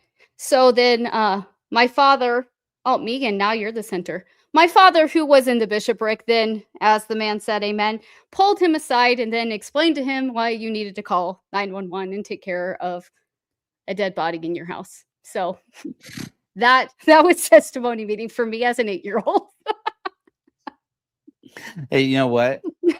I'm calling out all you apostates for thinking that story is funny. Okay, it will have you know that it was Jesus Christ who said, "Let the dead bury the dead." Repent, sinners, repent. I still, Megan, even to this day, Megan, I didn't even tell you the best part. Oh, Church no. was like you didn't tell me the best part. Church was like at 1. Like it had been a Did he say did he say, but to me she doth not She did not stink. I'm sorry, Kirsten. You did not tell me church was at 1 p.m. Tell me this was in Vegas or Arizona. Nope. This was in San Antonio. This was in San Antonio, Texas. This dude got up in the morning. His wife, to him, did not stinketh. And he came to testimony meeting. Literally, dude got himself dressed. And his son. And his son came to testimony meeting and said, I'm not really sure what to do. My wife is dead. But I know she wanted me to come to church, to be here at church today. And so therefore I have not even yet called 911. I could make a joke right now about not calling 911, but I'm not going to. I'm just that's some Ted Bundy shit right there. I'm telling you right now. As a guy who has done multiple true crime podcast episodes about Ted Bundy, that is some Ted Bundy shit right there. Dude, I remember being so like, what? Because I was a little kid, like very young. And I remember us coming home and like eating dinner. My mom was like, so what did they do? And he goes, we sat with him and like told him he needed to call 911 and go home so they could get her body. They were not, look, Trevor Larson, they were not 90. They were not. Telling you, they were not 90. As soon as you told that story, I said, okay, I was in the chat out here just a moment ago. I don't know if you saw it, but I said this is either a swinging story or I did see that. It's a murder Thank mystery. you. I saw the swinging story one. I was like, come on. That would have been a better story, man. Yeah, it would. Dang it. Look, but unfortunately, mine is true, and it probably is a murder story, okay? As someone not in the true crime space, that's what I would think. You mean, tell me that's what people were thinking of, like, he killed that woman. He killed that woman. I was a child. I don't know. I just remember this, like, what a weird testimony. Like, her kid was a teenager. I know he was older than me, but he was blessing the sacrament or passing it. No, blessing it. So 16.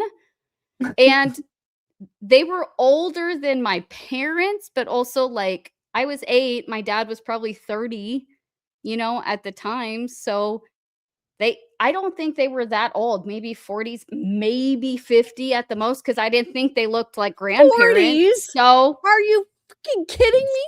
It's rude. Their son was some rude shit. Hey, I'm 41 now. I could die any day, man. Kirsten. It's true. Okay, I just want to say, Hallie, I drink every Monday. Hallie, with the was his name, Chad. Okay, can we just slow down and say, some people in this room have trauma. I'm so sorry. Be mindful. Oh my God. Be mindful. What's his name, Chad? Maybe. I can't. For a moment, I thought that was about groypers or like Jordan Peterson fans or something. Like, oh, right, like incels. Like Chad, was he? And I was like, and then I saw Megan's face as she highlighted that comment. Like, oh, okay. Can we just be tender about Megan's feelings right now? Come on, she's fine.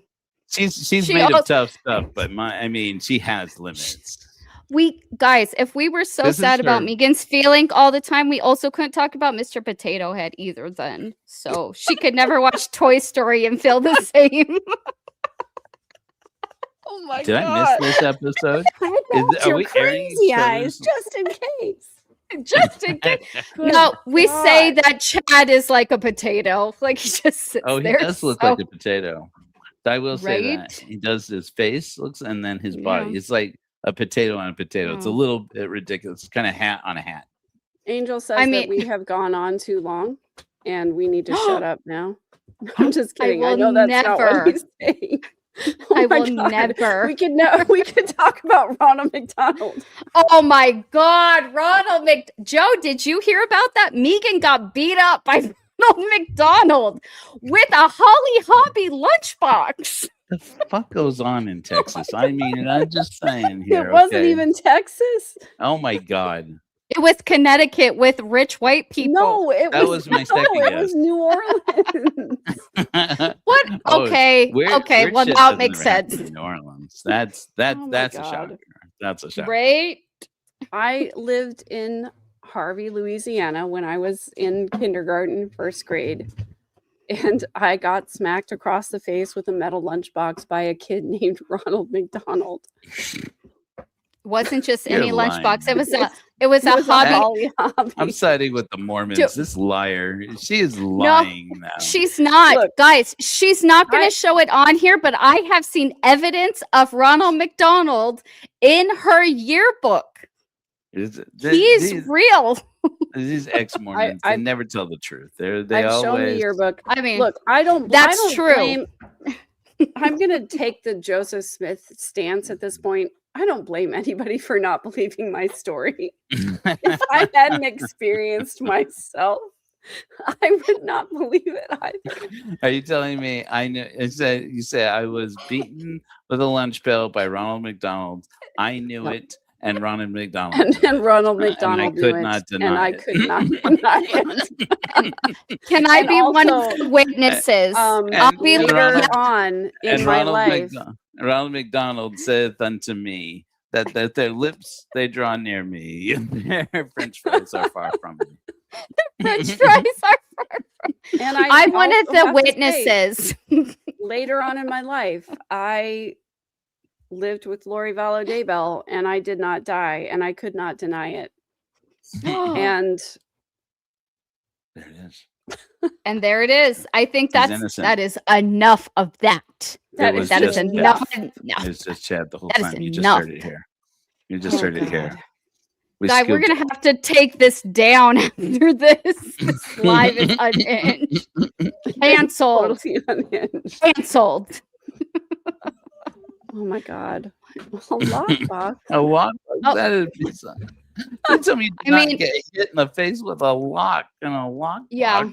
Yeah. It was bad. There was a dent in it. You know, as we're coming to a close, as all good things need to, I have just one question for Joe. Do you or do you not enjoy Fruity Pebbles? The people want to know. Is this like a stripper thing? This is a question. This is a That's all it is. Mormon wives question. Megan, that's what it is. Just answer. Okay. Obviously, he doesn't know. If he didn't immediately know, he wasn't going to know. That's because he could tell by my personality I was setting him up. Okay. Okay. He just knew. He knew I was setting him up. I knew you're setting me up, but I don't know what for, because I'm going to be honest with you. I can't watch that damn show. It drives me bananas. I want you to know that you don't need to watch the show to know what Fruity Pebbles is. But just know that... Well, you do have to be on TikTok, though. I am which on he is. I mean, you do have to follow certain No, you don't. I saw it out of nowhere. It came up on my For You page. I don't follow them. There was an individual on the Secret Lives of Mormon Wives that said her and her beloved did a thing, and they called it Fruity Pebbles. Then when the girls had a falling out very publicly, one of them went on TikTok and said, Fruity Pebbles means he loves to drink up her, aka the yellow fluid that comes from one's body, like dirty soda, and he gulps it down like water, and that's what they call Fruity Pebbles.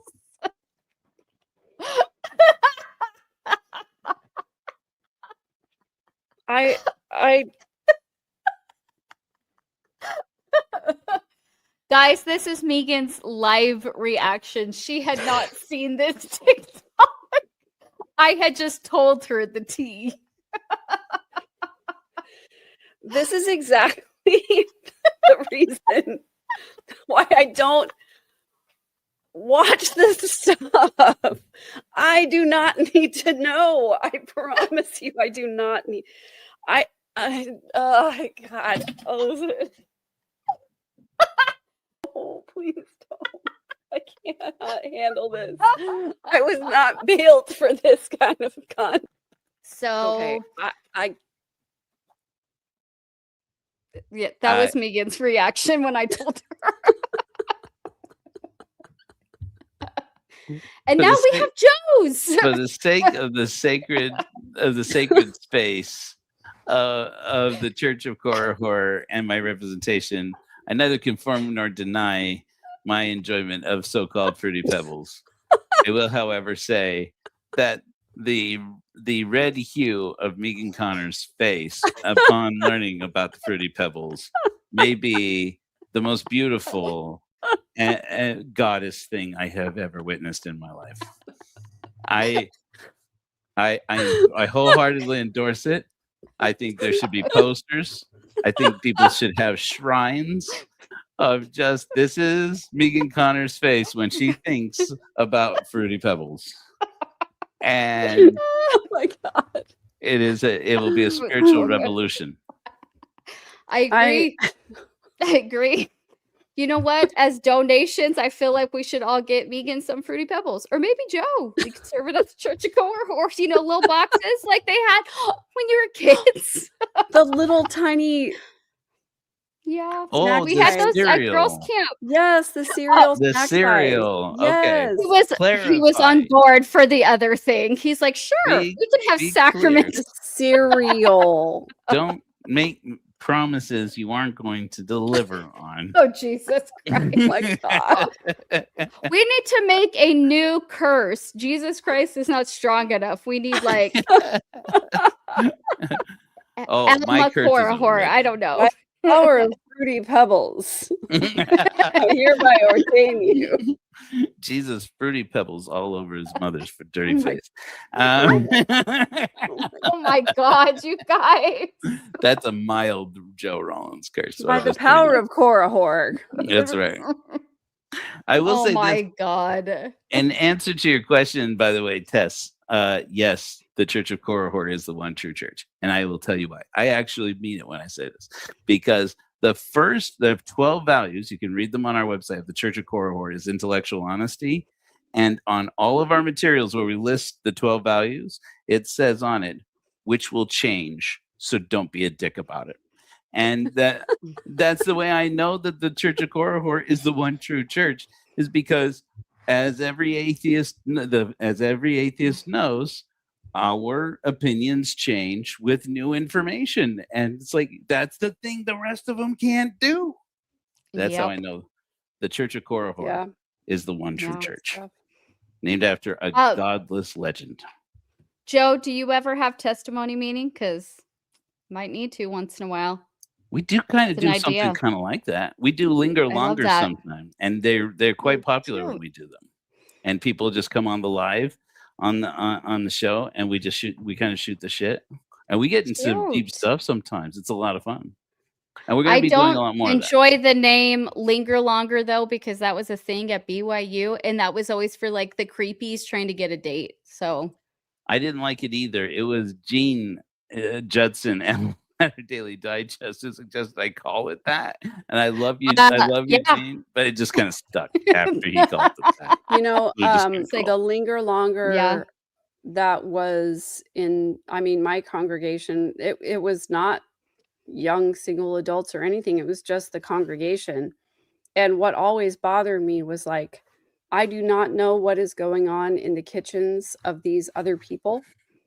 I do not know about the hygienics or the food safety practices. Like, do these people know about cross-contamination? Like, when I'm coming to a bowl of Caesar salad over here with the wilted lettuce and I'm getting uncomfy. And when there is like the bowl of chili over here with that's cat hair crock pot. Yeah. I know what safe practices they have implemented in their own personal kitchens, I cannot partake. I will not partake. I do not desire anyone to partake. No. I used to be very blindly trusting of the church crock pot sort of potluck thing. No. And then in my later years, when I started to realize how difficult it could be to have safety protocols in one's own kitchen, I was like, I don't enough. Any of this. Enough. Thank Don't you. turn off your phone. I can't. Desire to partake. All right, no. I'll tell you, I'm currently in Gilbert, Arizona, by the way. I went right through you to get here because I was in St. George, and I am here in Gilbert, near where I grew up. And I won't tell you what Lingo Longers in Mesa/Gilbert, Arizona singles wards were. No, thank you. Kirsten's already triggered enough. Right no.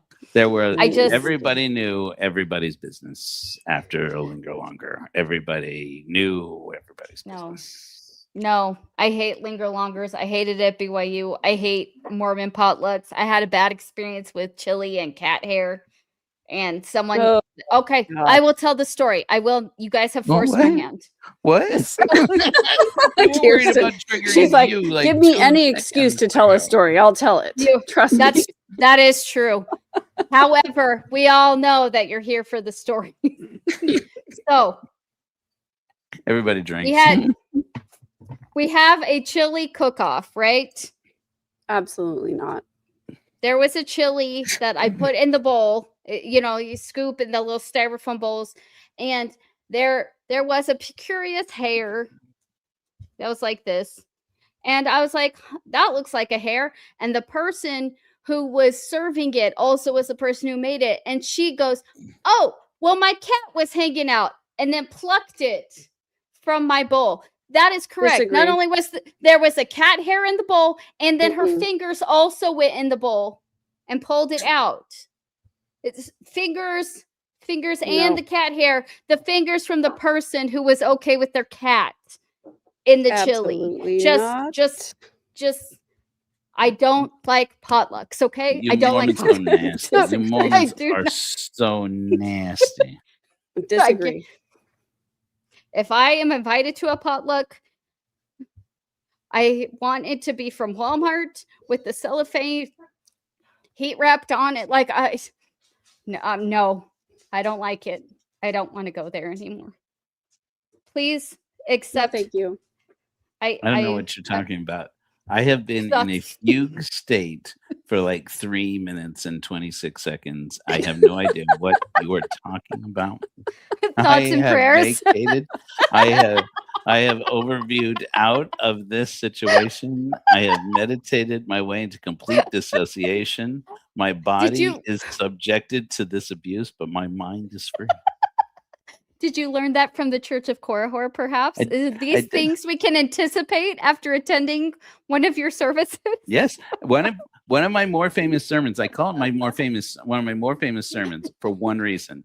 And that is that I got contacted by one Megan Connor afterwards and said, I watched that sermon and it was beautiful. I loved it. And she said it was better than anything I ever heard at church.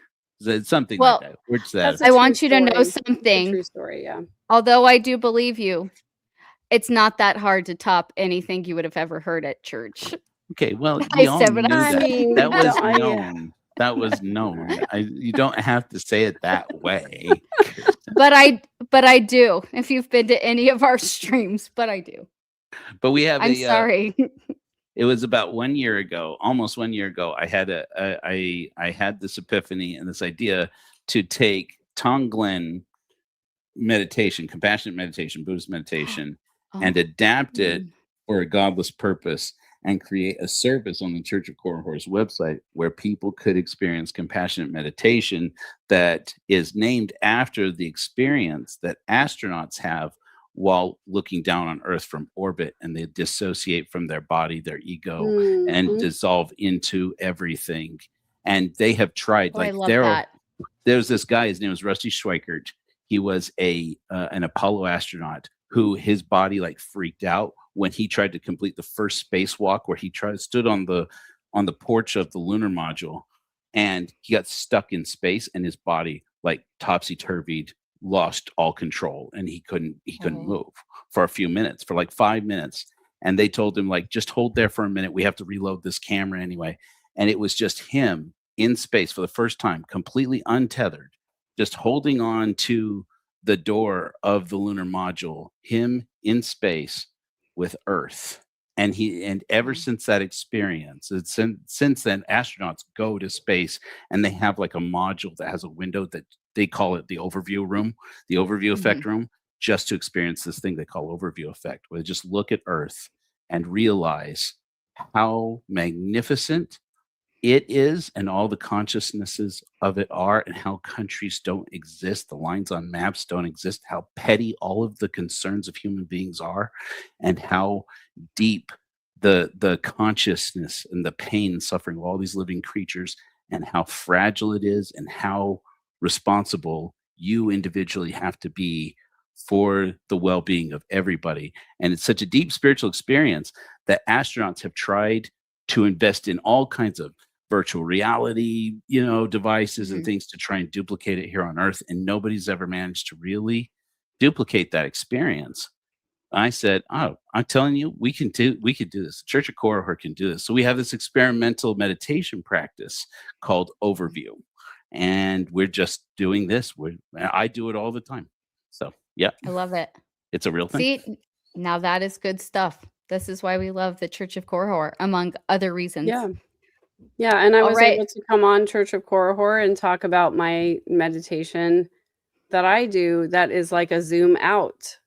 And it was, it's actually like kind of a mind-blowing thing to like think about zooming out and seeing beyond your own space, and seeing beyond the universe, and seeing, your place in the world. And it was actually a super cool thing. I still think about that all the time.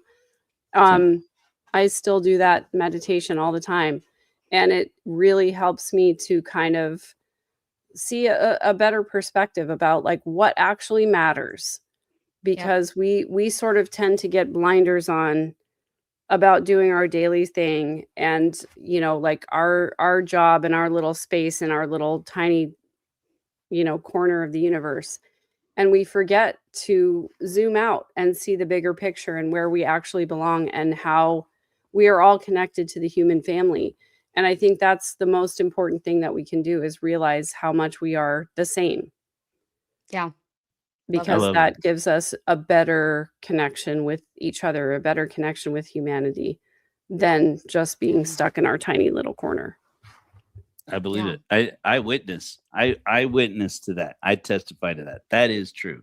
And it was one of the more profound experiences in my life, witnessing Megan giving us hers, because that was pure genius right from her beautiful brain. Thank you, Joe. I love that. I Guys, appreciate that. I think that was perfect. I think talking about Korihor, hearing from Church of Korihor and Megan and all of this, you guys, this has been a great time. I hope everybody had a really great time. We hope you guys can join us in St. George for Thrive. Make sure to visit korihor.org to join, donate, Amazon wish list, just support Joe on all the socials. Everything is at Hellfire Agency, correct? On YouTube and TikTok, we are at Hellfire Agency so far. But really, I mean, it's all the work centers around korihor.org, and a lot more of it's going to be happening at korihor.org. Remember, that is spelled the stupidest way that you can spell that word. That is the way Joseph freaking Smith spelled it. It's Kor, K-O-R, Hor, H-O-R. Yeah. Yes. And so also, everyone, yes, Thrive. To answer your question, Songs of Our Own, Thrive is February 20, 21, 22. And Church of Korihor is happening on the 22nd of February, just after Thrive ends. I will be there. I'll be singing, speaking, performing. I'm so excited to connect with everybody there. And we're going to be broadcasting that as well on Church of Korihor, right? And Joe? here, I'm happy to have it here with you guys too. Yes, yeah, We'll And do here. do it here too, as I well. love it. So yeah, it's gonna be definitely awesome. going to be a good time, and I'm going to be unpacking all of my ex-Mormon trauma live for everybody. We desire all to receive it. Just They're like all we to do receive. every week. Love it. Love it. We'll see you guys later. Thank you so much for being here. We'll see you on Thursday for That's our right. Word of Wisdom. Word Is of it Word of Wisdom Wisdom? releasing on Thursday, followed by members only Q&A afterwards. Yep. Hang out with us on Thursday night. We desire all to receive it. Everybody have a beautiful Monday. It's wrong to criticize leaders of the church, even if the criticism is true.